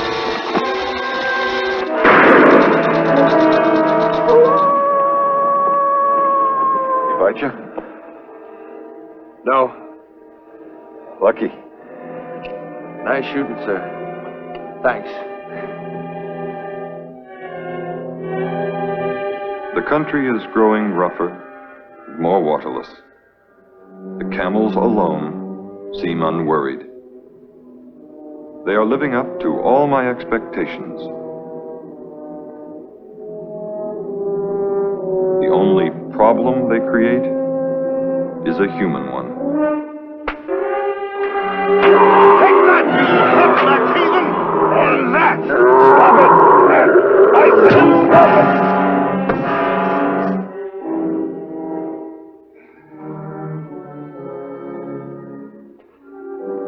What do you mean, treating a camel like that?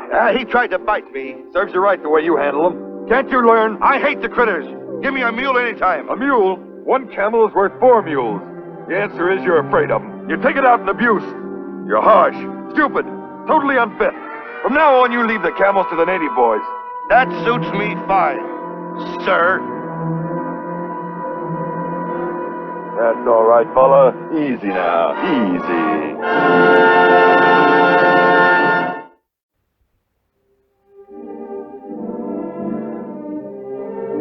Today, our camp was visited by Mojave Indians with melons for sale.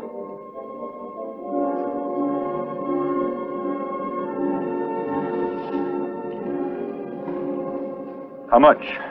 $1, United States. $1? How many? One. $1 apiece. Well, that's highway robbery. Melon good. Juicy. Not worth $1. $1. Doggone. They know our tongues are hanging out. First fresh fruit we've seen in weeks. Now look, Chief, let's be reasonable. We like you, you like us. Let's be friends, let's talk this over. $1, take or leave. 50 cents. $1. 60 cents. $1. 75 cents.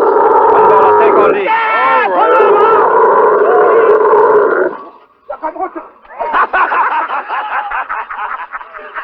Stacy, you deserve the Medal of Honor. Thank you, sir. But I'll settle for a couple of cantaloupes.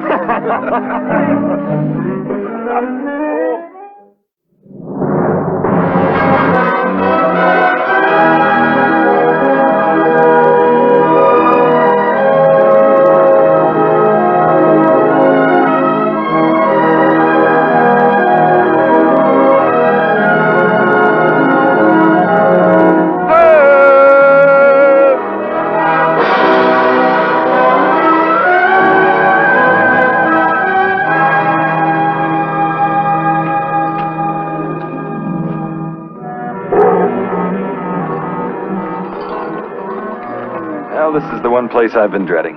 Well, the current doesn't look too swift. For animals who can swim. Oh, it's said that camels can't. Is it true that camels can't swim? I don't know. We're about to find out. Well, if they can't, we'll get them across by raft. And the expedition will have failed. Hi, Jolly.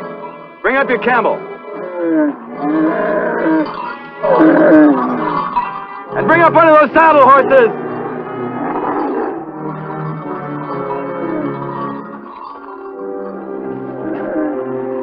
Tie a rope to that camel's lead line.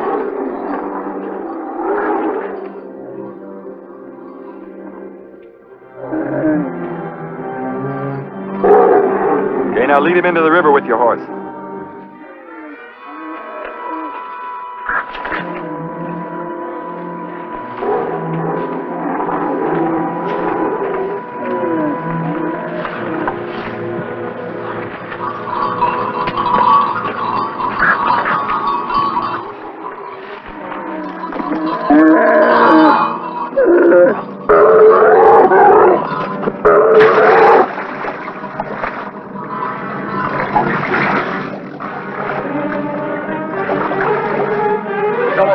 Depth.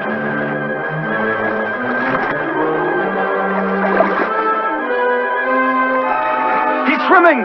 Look at him strike out! He's holding his own against the current. Strong as anything. Hey, Carol! Hey, Carol!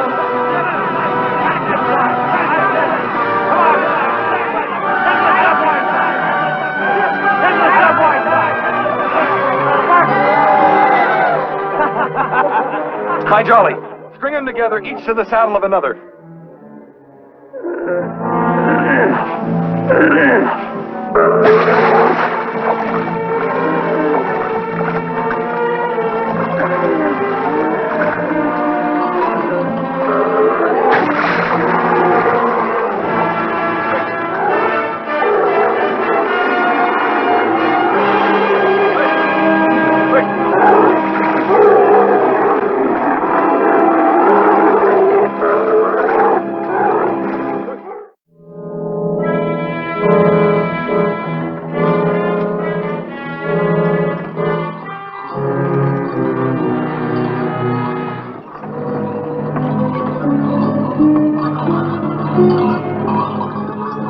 All right, boys, keep moving, keep rolling. We're almost there.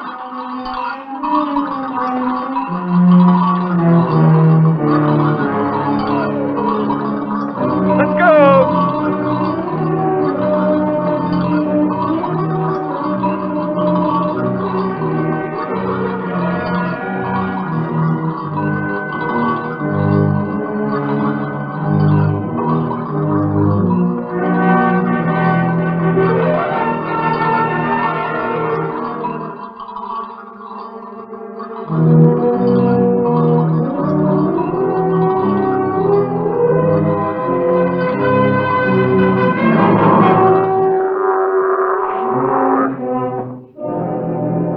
Darndest critters I ever seen. Any one of them's worth 10 army mules. You changed your mind about those camels, Sergeant? Yeah. Oh, yes, sir. Please, this is California? Sure. Where is gold? You didn't expect to find gold in an army post, did you? The fellers tell me there's some diggings up north of here. A place called Whiskey Flats. Whiskey? Yeah, whiskey. Please. Oh, I forgot. You Muslims don't indulge, do you? Anyhow, I hear Whiskey Flat is a roaring gold camp. How far? Maybe 50 miles. One night on camel. Oh-ho, so that's what you're up to. You better not let the lieutenant catch you. That you, Hi Jolly? Where are you going? Whiskey Flat, Effendi. Whiskey Flat? Fine gold. Our job's only half done. We've got to see how the camels make out in the snows of winter. Hardly come to California to find gold. All right. You're free to go to the gold fields if you want to. You're not bound by contract, and I can't stop you. Who'll take care of camels? Our own soldiers if you cameleers quit. I stay with camels. Gold can wait. After blazing a trail across 3 states with the camel train, I wrote my official report to Washington. I was truthfully able to say, the camels have proved equal to every test we put them to, performed tasks which no other animal could possibly have endured. I looked forward, hopefully, to the time when these noble brutes would be in general use in all parts of our country. I was appointed Superintendent of Indian Affairs for California and moved my wife and son to Rancho Tejon near the fort. Then came war.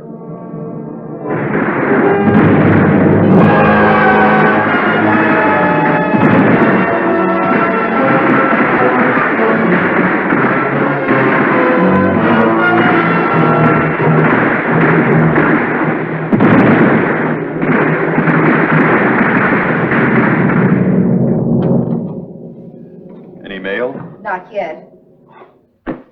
Why does it take so long to get an answer from Washington? I still find it hard to think of Jeff Davis as an enemy, President of the Confederacy. You're really aching to go, aren't you, Ned? You read my letter to President Lincoln. I meant every word of it. Everything I have in this world I owe to my country. My one wish now is to offer my life for the flag. Come in. Hi, Jolly. You've brought mail. Yes, Effendi. Excuse, please. Here it is. An answer from the White House.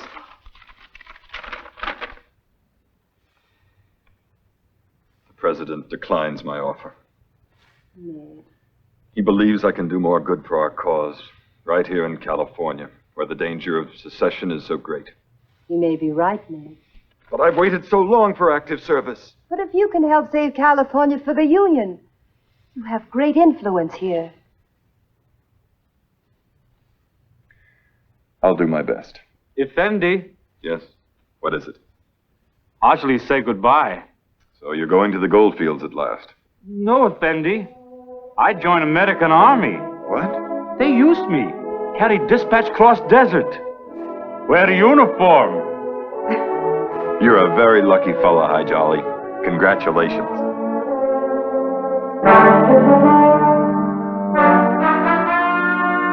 I said it once and I'll say it again. I haven't time to be bothered.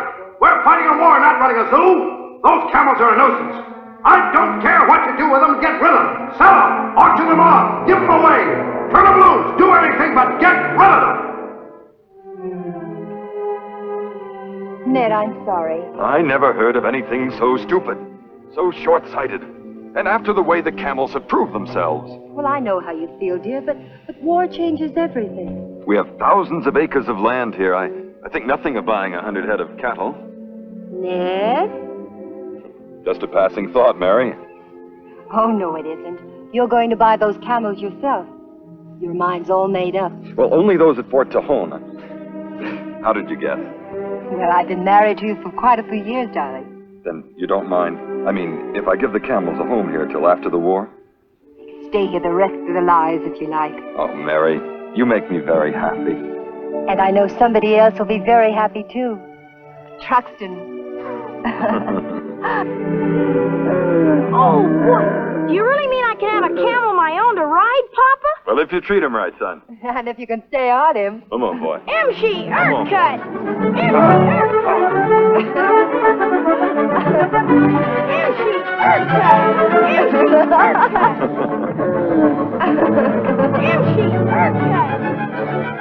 And was that really the end of the camel? Well, some were sold to circuses, some to mines in Virginia City, and some remained at army posts. General Douglas MacArthur can remember as a little boy in 1885 seeing camels at Fort Selden in Arizona, where his father was a commanding officer. Now, many of the camels were turned loose on the desert. Have they any descendants? Well, your guess is as good as mine. If you see one, let me know.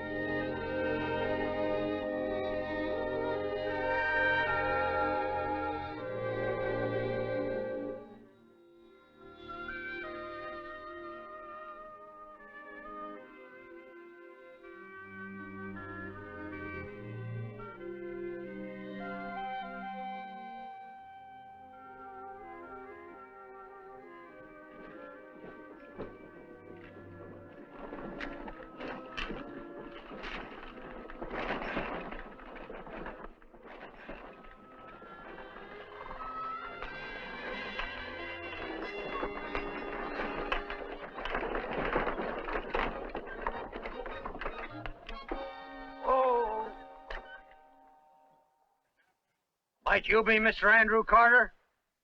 I always have been.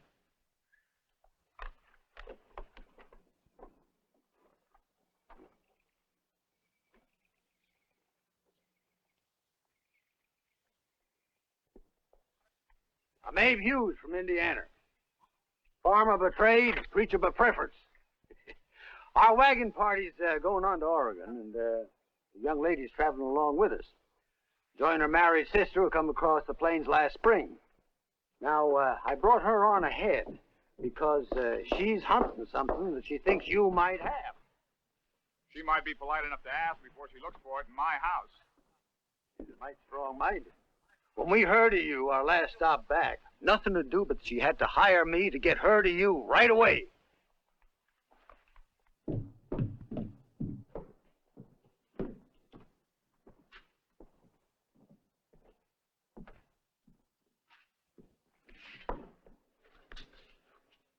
Why, you have got it. This harp belonged to my mother and to her mother. It came all the way from France. It's a genuine Cousineau, and it cost over $400. Would you put it in the wagon, please, Mr. Hughes? But be very careful. These strings are irreplaceable. Now, wait a minute, ma'am. My name is Mary Ann Duncan. You know, there's an old saying that possession is 9 points of the law. It kind of goes along with finders keepers. Losers, weepers? Well, I'm not the weeping kind, and this is my harp. Would you put it in the wagon, please? Well, now, I can't go against the law and custom of the trail. You see, if your sister and her husband dumped your harp out of their wagon... But they had to. In order to get over the mountains, they had to lighten their load. If folks choose to leave things behind, then they've given up their claim on them. I suppose you've been strumming on this as if it were a banjo? I've plunked it a few times, yes. With those hands. You're tempting me to use them where they do more good.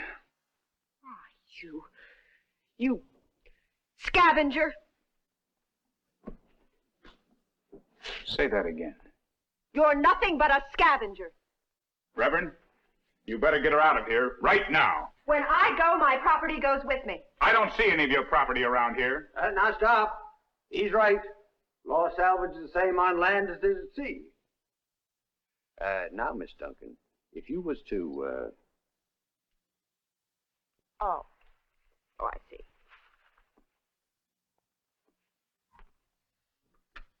$20. The price has gone up since you started calling names. That's all you're going to get. I can see from here it's not enough. Why, you... Scavenger, I believe you said before. Miss Duncan, you'd best come along with me. It's getting towards sundown, and we should be back to the wagons. There's a lot of preparation before we tackle crossing the divide. I suppose there'll be a lot of other families leaving treasures behind for you to gloat over. Well, what counts is getting across them mountains. When I cross those mountains, my harp goes with me. Then I've got a hunch you're going to be on this side of them a long, long time. I loathe you. I despise you. And I want my harp. You know, I'll bet if you tried, you could learn to yell louder than that.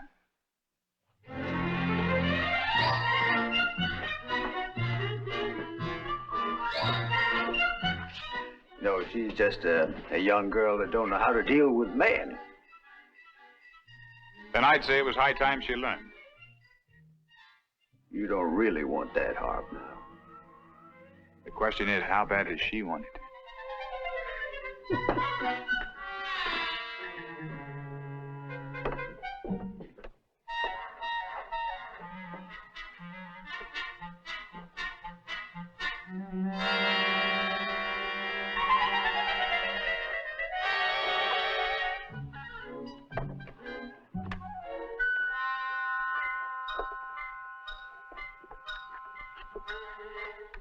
We'll set up camp down the road a piece for the next few days.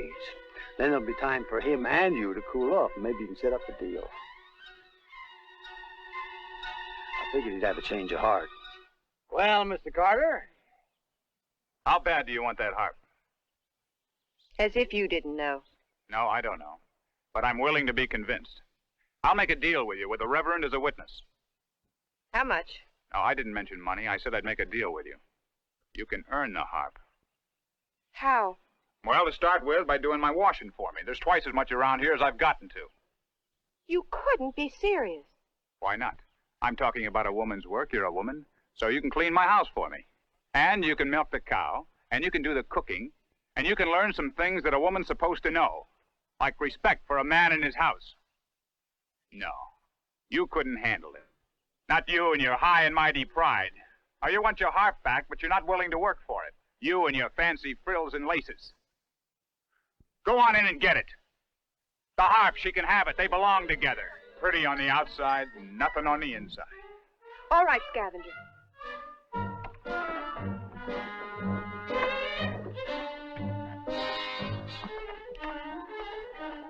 Now, how long must we play this childish game of yours? Well, easy now, before this thing goes too far. He made an offer, and I've accepted. You can't. Why can't I? Well, because you and him, both in the same house. You said you'd be camping right down the road. Yeah, sure, but... How long? Well, say a week. Won't be here that long. Don't worry about it, Reverend. She won't last a day. Won't I? We'll just wait and see.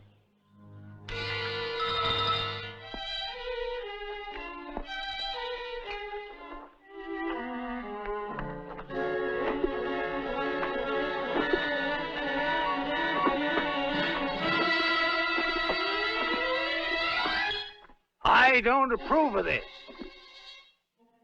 It ain't proper, her staying here. She's safe. I wouldn't touch her with a 10-foot pole.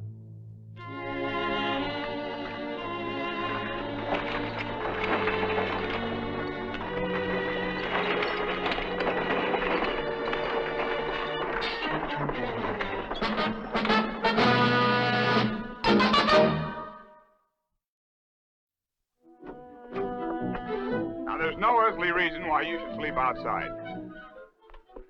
I'm used to sleeping out. Now, you go back on in, and I'll bed down out here.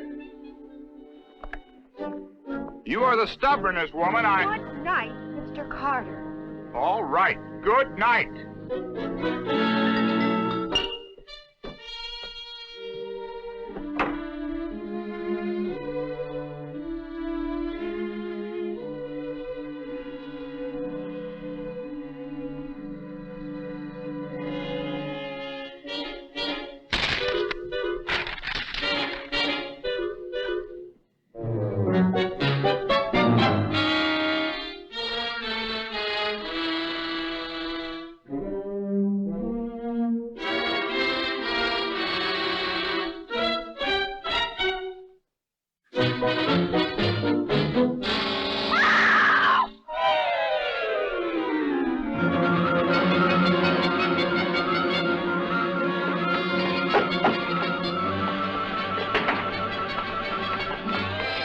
Indians, they're after me!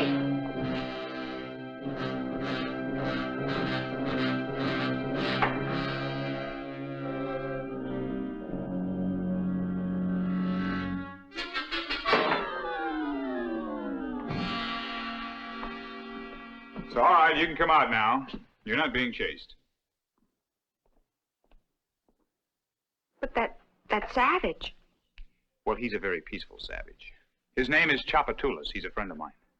He didn't look friendly to me. You see, he picks up things along the trail, and he brings them to me, and we trade. Oh, I see.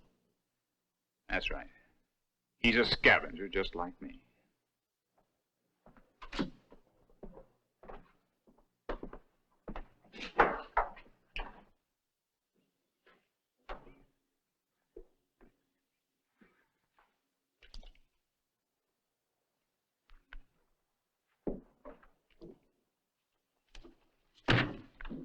Watch that. Kili. Now go. Go look.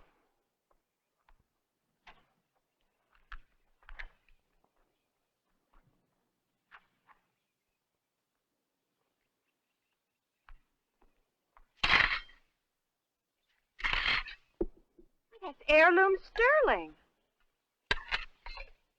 And willow ware. Well, some family brought this all the way from England. And look at this vase. Why, this vase is worth a lot of money. Not out here, it isn't. Is anything worth anything to you? Probably not. Not the way you see it. Well, I think it's a sin to gather up precious things that people loved. Maybe they figure that getting over the Continental Divide to the Promised Land is a whole lot more important. Trade? Mother, Kuta. No rifle, no. Where? Wastela, Capi.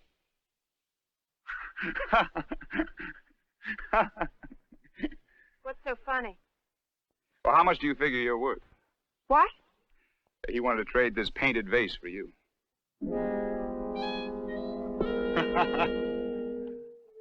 You look around. We talk later.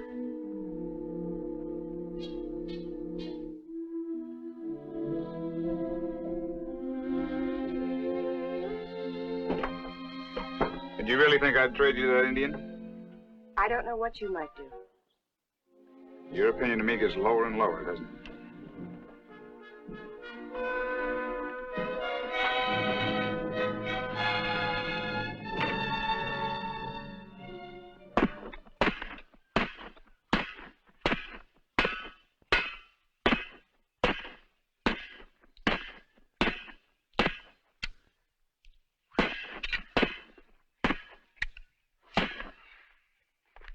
Well, it looks like my garden crop will be picking ripe any day now.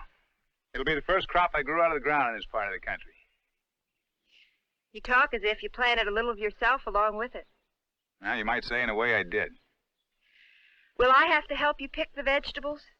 Oh, I wouldn't expect you to do that. You know, I've been thinking. As far as I'm concerned, well, you've earned your harp back. There won't be any need for you to go on tiring yourself out. No. A bargain is for keeping. I made one, and I'll keep it. You're the stubbornest woman. Well, at least you can sleep in the house and get some rest for a change. I'll sleep outside. I'm perfectly comfortable sleeping under the stars. When was the last time you washed your face?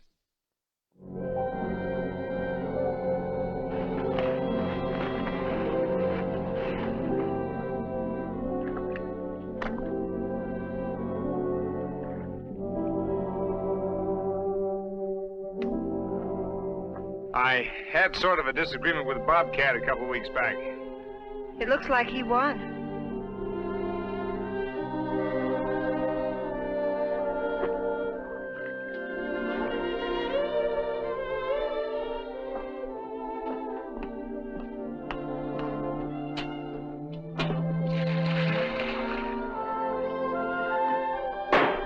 Oh, here, that's too much for you. Oh, Let me help you. thank you.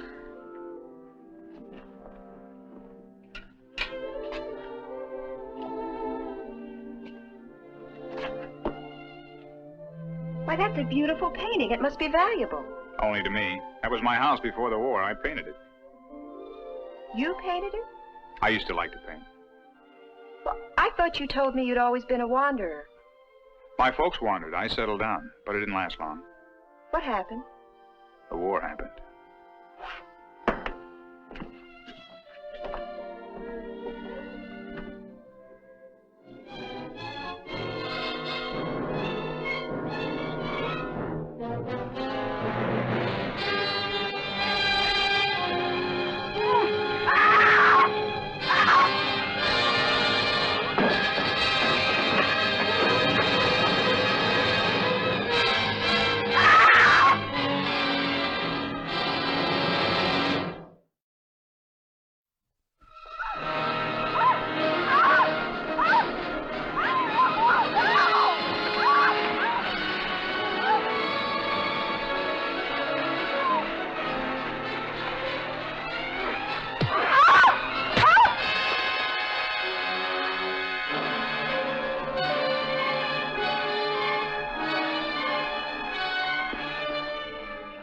Now go.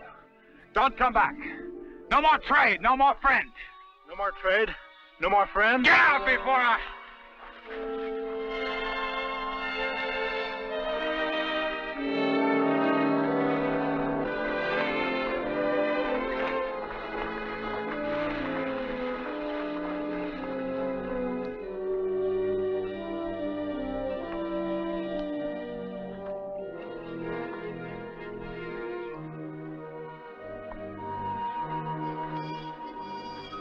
What have you been doing to her?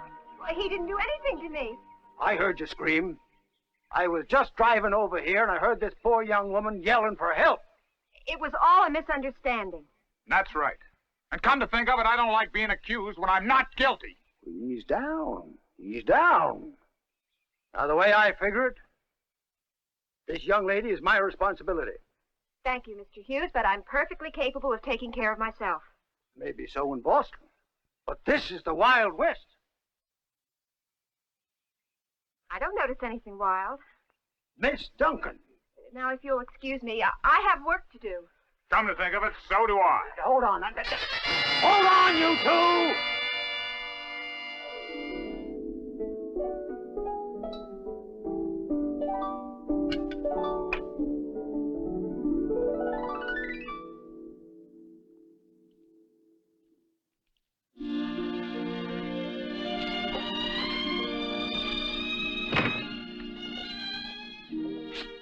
Well, I can't believe my eyes. I didn't know you were invited to the governor's ball. Anything wrong with dressing up on Sunday? No, that's right. Sunday is our day of rest. But don't you feel a little odd all dressed up in somebody else's cast-off finery? For your information, Miss Duncan, I bought this outfit right before the war. And it was about all I had left when I got home. I'm sorry. I'll put dinner on the table. Say, how about a little wine before we dine? Why, Mr. Carter, you're a poet. Says it's from France, just like your harp.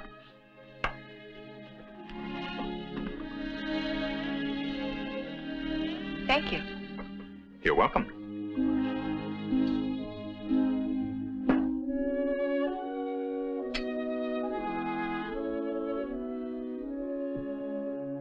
What were you? I mean, what did you do before the war? I grew cotton. You know, until this very moment, I could never imagine you the wealthy, aristocratic owner of a plantation. Well, it wasn't a plantation, it was just a farm. But it was a start. At last crop, it was really wonderful. There were long rows of soft white tufts like bright faces of children looking into the sun just as far as the eye could see. Nothing there now but charred ruins and dead grass. Seems like a storm blowing up. Good. Maybe it'll be cooler tomorrow. Well, it'll be cooler. We're headed into the rainy season. Were you ever married? There wasn't time for that. It sounds like a real cloudburst. Is the weather so important? Well, it is if it ruins my garden crop, and it might. There must have been a girl. She married somebody else.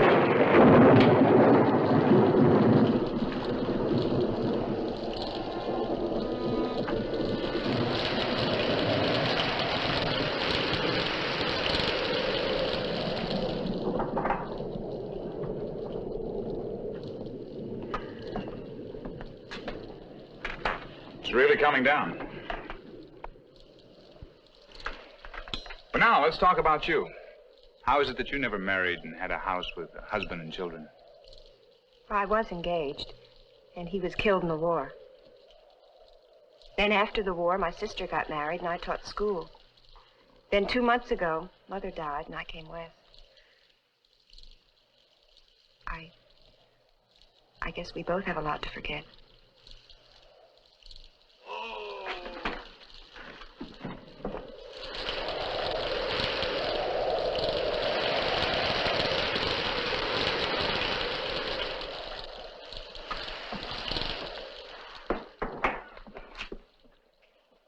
I knew it. I had a feeling. A feeling about what? Let's just say I'm glad I didn't put it off any longer. Didn't put what off? We're setting off first thing in the morning, rain or shine. Get started over them mountains before the weather gets any worse. I can't leave tomorrow. Well, you can't stay unless you marry him. Marry her? Why, I wouldn't marry him if he were the last man on earth. I wouldn't marry her if I was. Now, listen to me, both of you.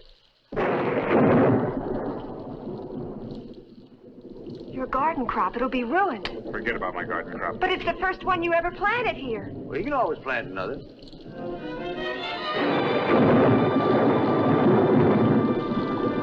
Where are you going? Hey, where are you going?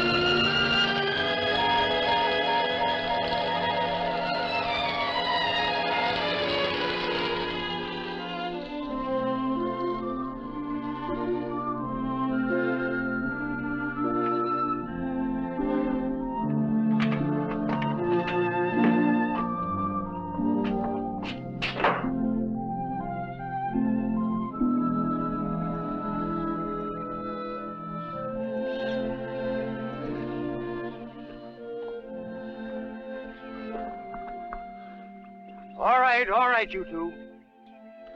Now, like I said before you went off to pick his vegetable patch, it's got to be one way or t'other. Either you come along with us or you stay and marry him. Now, wait a minute, Reverend. I ain't gonna argue the point. Who's arguing? Well, what are you waiting for? That's a good question. Well, I got a good answer for it. Join hands.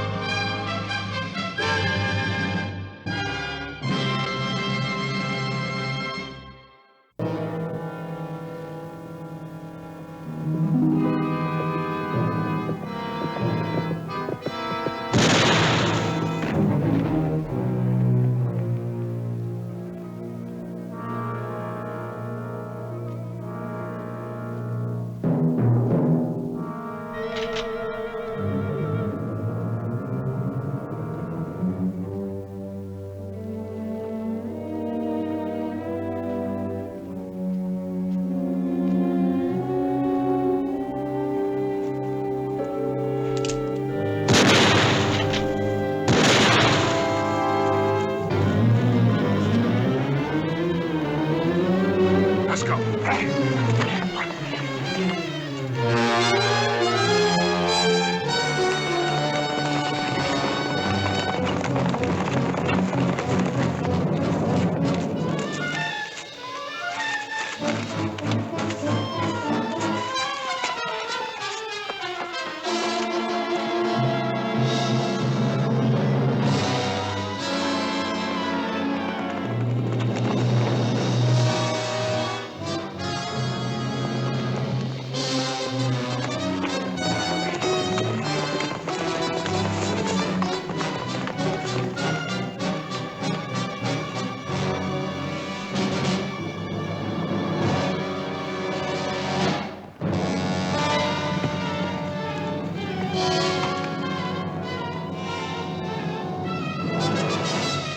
He's got 1,000 miles of desert to hide in out there.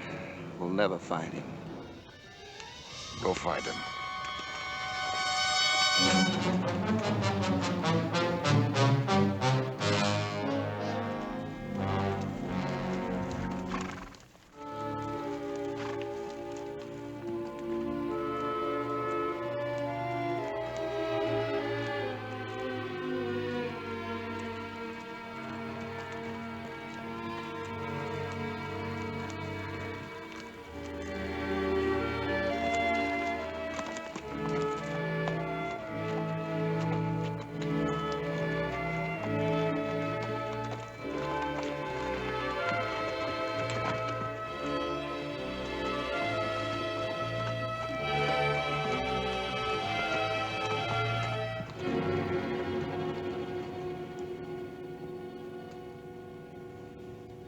Now, one of your bucks killed a white man.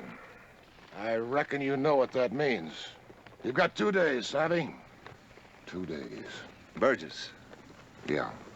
You asked them to go after that killer themselves? Yeah, that's the way we do it around here. We call it the home rule. The law says a legally appointed posse ought to go after him. Yeah. Where you from, Lundy? Up north. Let me give you a fast education. You've been out in the desert. If we go after that boy, all we'll get is a heat stroke, a bad case of the dries, or maybe a bullet in the back like that mail rider. I doubt if we get the boy. I'll lead a posse after him. No, you won't, Lundy. We got a system. It's plain and simple and works every time. They go after the boy themselves. That saves us the cost of a posse, a trial, and a rope. I'm gonna help you out, Chief. I know that boy. He worked for me. His name is Joe Waluki. You're giving them 2 days to find him. They can do it. And if they don't? Then we got us a village to burn. Every stick, every piece of string. And so much the worse for anything that gets caught in the flame. Day after tomorrow, sunset. Savvy? We'll be back.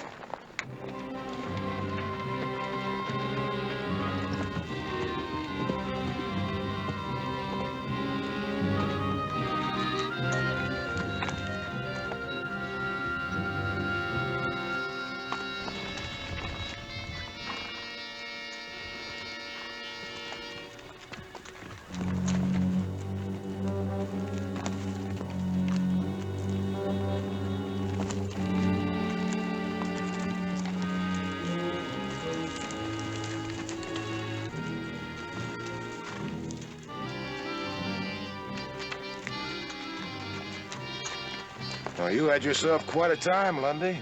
Looked real good in front of the Paiute. Now, I reckon as how you feel, that's your business. But if you ever question me in front of an Indian again, I'll take it very personal. Clear? Clear enough.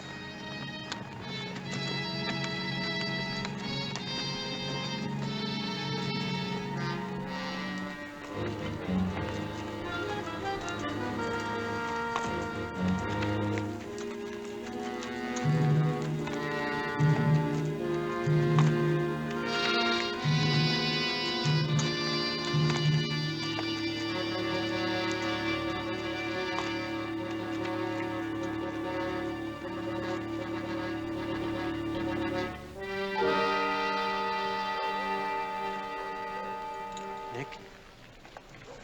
Well? I heard what happened. You must not go. You think I want to? Then don't. The white men would like nothing better. An excuse to burn down the village. It would be a small loss. Nick, the law says that a man should be tried for his crime. If our mother's brother killed a man, let them take him up for trial in the court. The law is for white men, not Paiute. Then let somebody else go, not you. You think me a coward? No, Nick.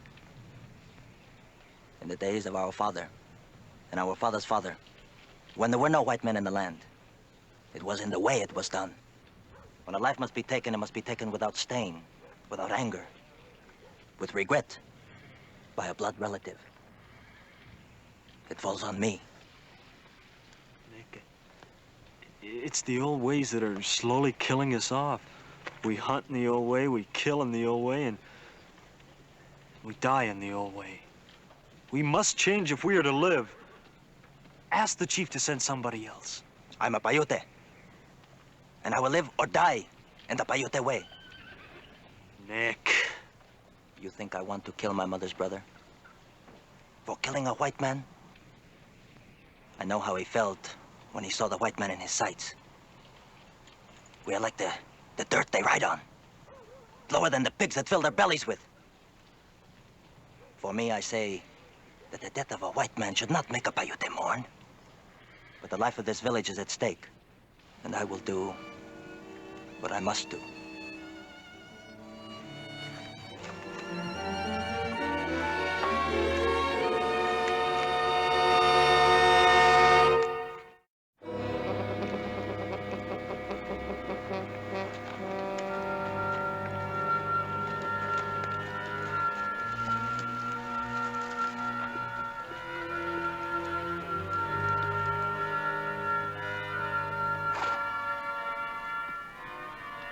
Well, it won't be long now.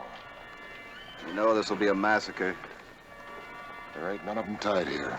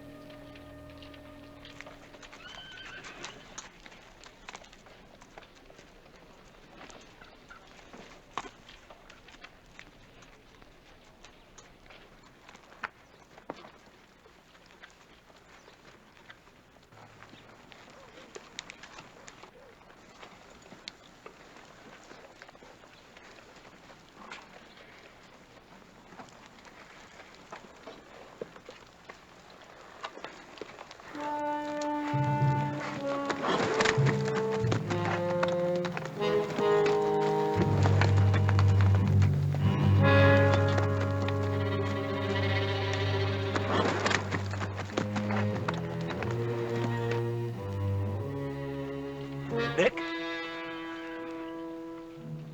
Nick?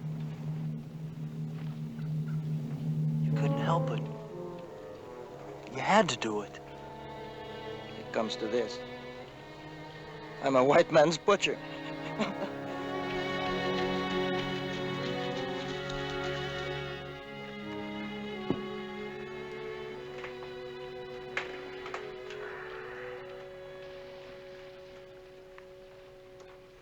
What's wrong with you, Lundy? I know you need a cup of cheer. Hey, give him a drink, barkeep. Hey, what's the matter, Lundy? Ain't my money any good? What do you want, Burgess? I'm just trying to buy you a drink, friend. You know what I think? I think you're kind of disappointed that you didn't start that bonfire today. It don't make no difference. I'm gonna get around to it sooner or later.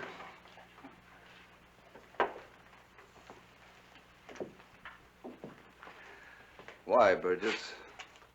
What'd they ever do to you?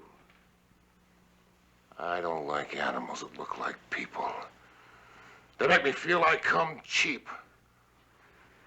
You do. Go ahead, Burgess. You do that.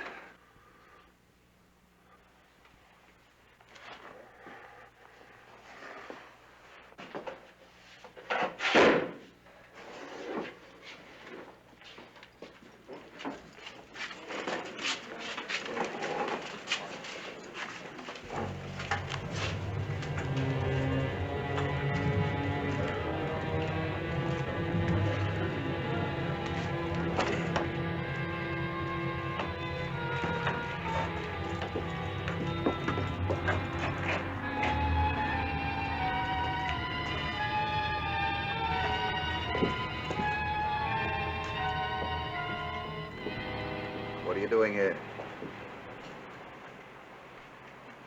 You could talk. What do you want? Get on back to your village. I am in search of my brother. Here? You won't find him here. Your brother. He's the one who brought in Joe Waluki. What would he want here? This Joe Waluki. He was some sort of relative of yours, wasn't he? Take some advice, son. Get on that pony and get out of here. You'll find your brother at home. Well, you won't find him here. Look, son. This is no place for you to be. If he is here, he'll be heading back soon. How old are you, son? 19. brother? 24. Is it because of what happened today that he ran off? Would you believe me if I told you I'd try to help you find him if I could? You've had some schooling. This thing that happened today, it's happened before, hasn't it?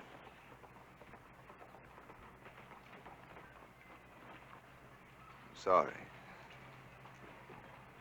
Oh, you don't believe that.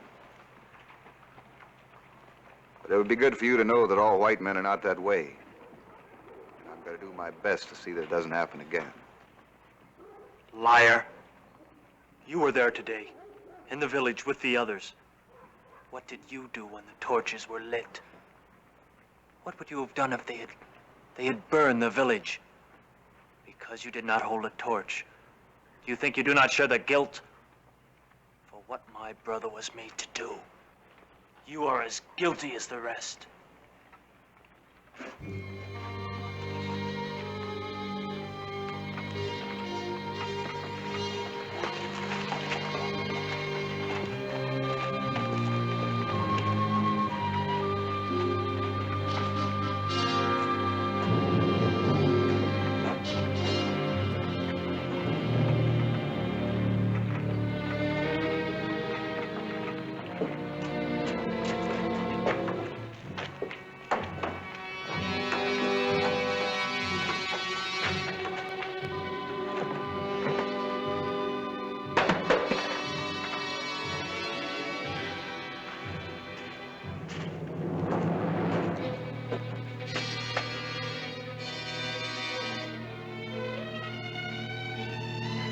Well, at least I'm gonna get me one back.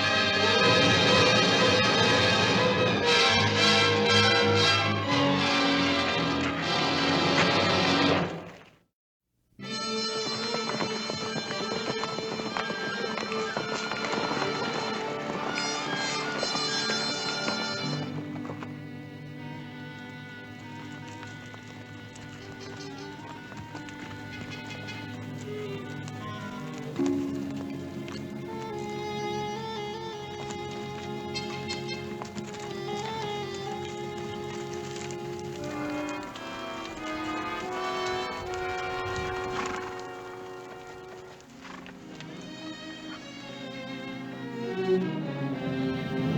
know why we're here? Your brother's wanted for murder. I understand there's a custom among the Paiute that a relative brings him in. There is no word, no man, no God can make me do it. Would you rather we went after him? You'd never catch him. Are you so sure of that? Try. Your brother killed a man. The law says a man should be tried in court for his crime. Suppose I guarantee him a trial. Why should I trust you? Well, what choice do you have? You mean you'd burn down the village? I mean, what choice do you have for your brother? Either he stands trial or he spends the rest of his life in hiding out in the desert. Whatever you decide, the village will stand. If you bring in your brother, I'll do everything I can to see that he gets a fair trial.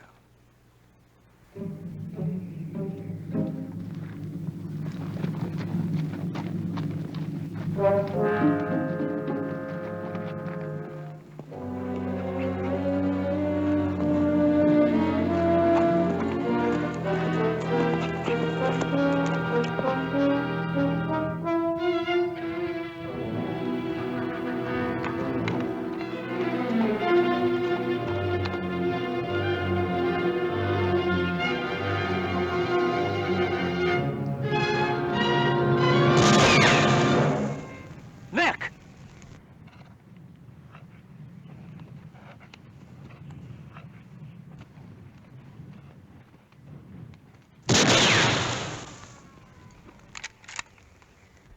Nick, I'm not gonna stop!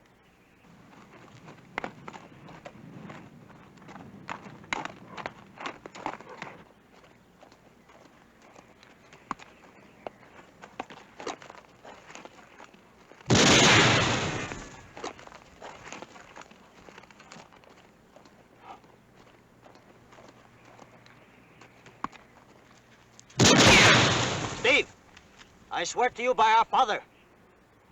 If you come any closer, I will kill you. I have no gun, Nick. You expect to take me in without one? I want you to come in by yourself. Why? Will the white men destroy the village if I do not? Let the village fight them. They've promised you a trial, Nick. They will have to take me first. You killed a man, Nick. Some account must be taken of this. He deserved to die. Tell them that in court. What chance would an Indian have in a white man's court? Well, come in with me and see. No. Nick, I'm gonna try to take you in. If you're gonna kill me, shoot.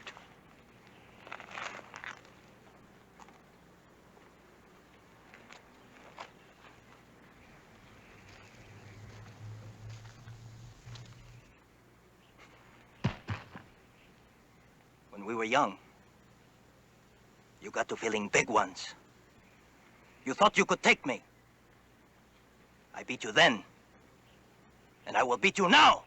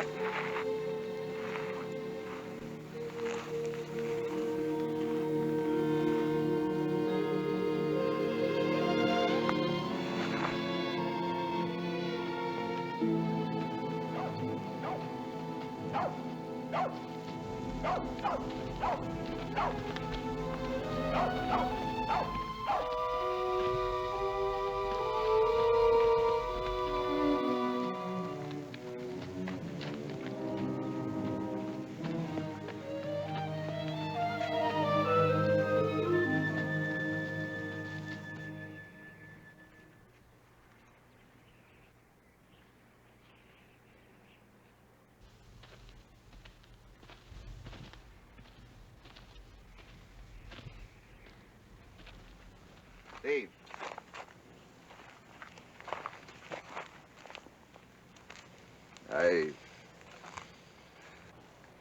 I didn't mean for this to happen. Someday soon, I will kill you. Yes, I suppose you will. The death cycle. Each death begets another one. You can end it. Why? Because you want to live? My brother wanted to live, but he was just an Indian. And that's what he was. A man gets what he asks for. That's all he wanted to be. You can be something more. No! Yes. There are places to go. You want justice in this world, then you go out and claim it. Make the world give it to you. How? By proving that you're the equal to any man. Tell me how. The Indian Academy. For people like you who have the guts to live instead of die. Ah, but it's easier to be like your brother, isn't it? To go out there in the desert and hate. You got a choice. You can lie and wait for me, maybe put a bullet through my head. Or you can kick and fight and claw your way through the academy. Make them respect you. You got a choice. You decide.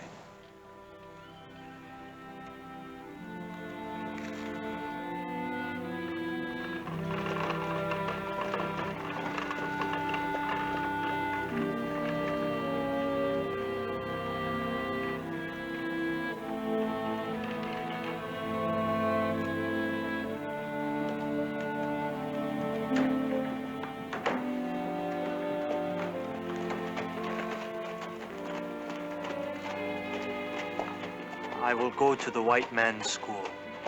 I hoped you would. Goodbye. Good luck.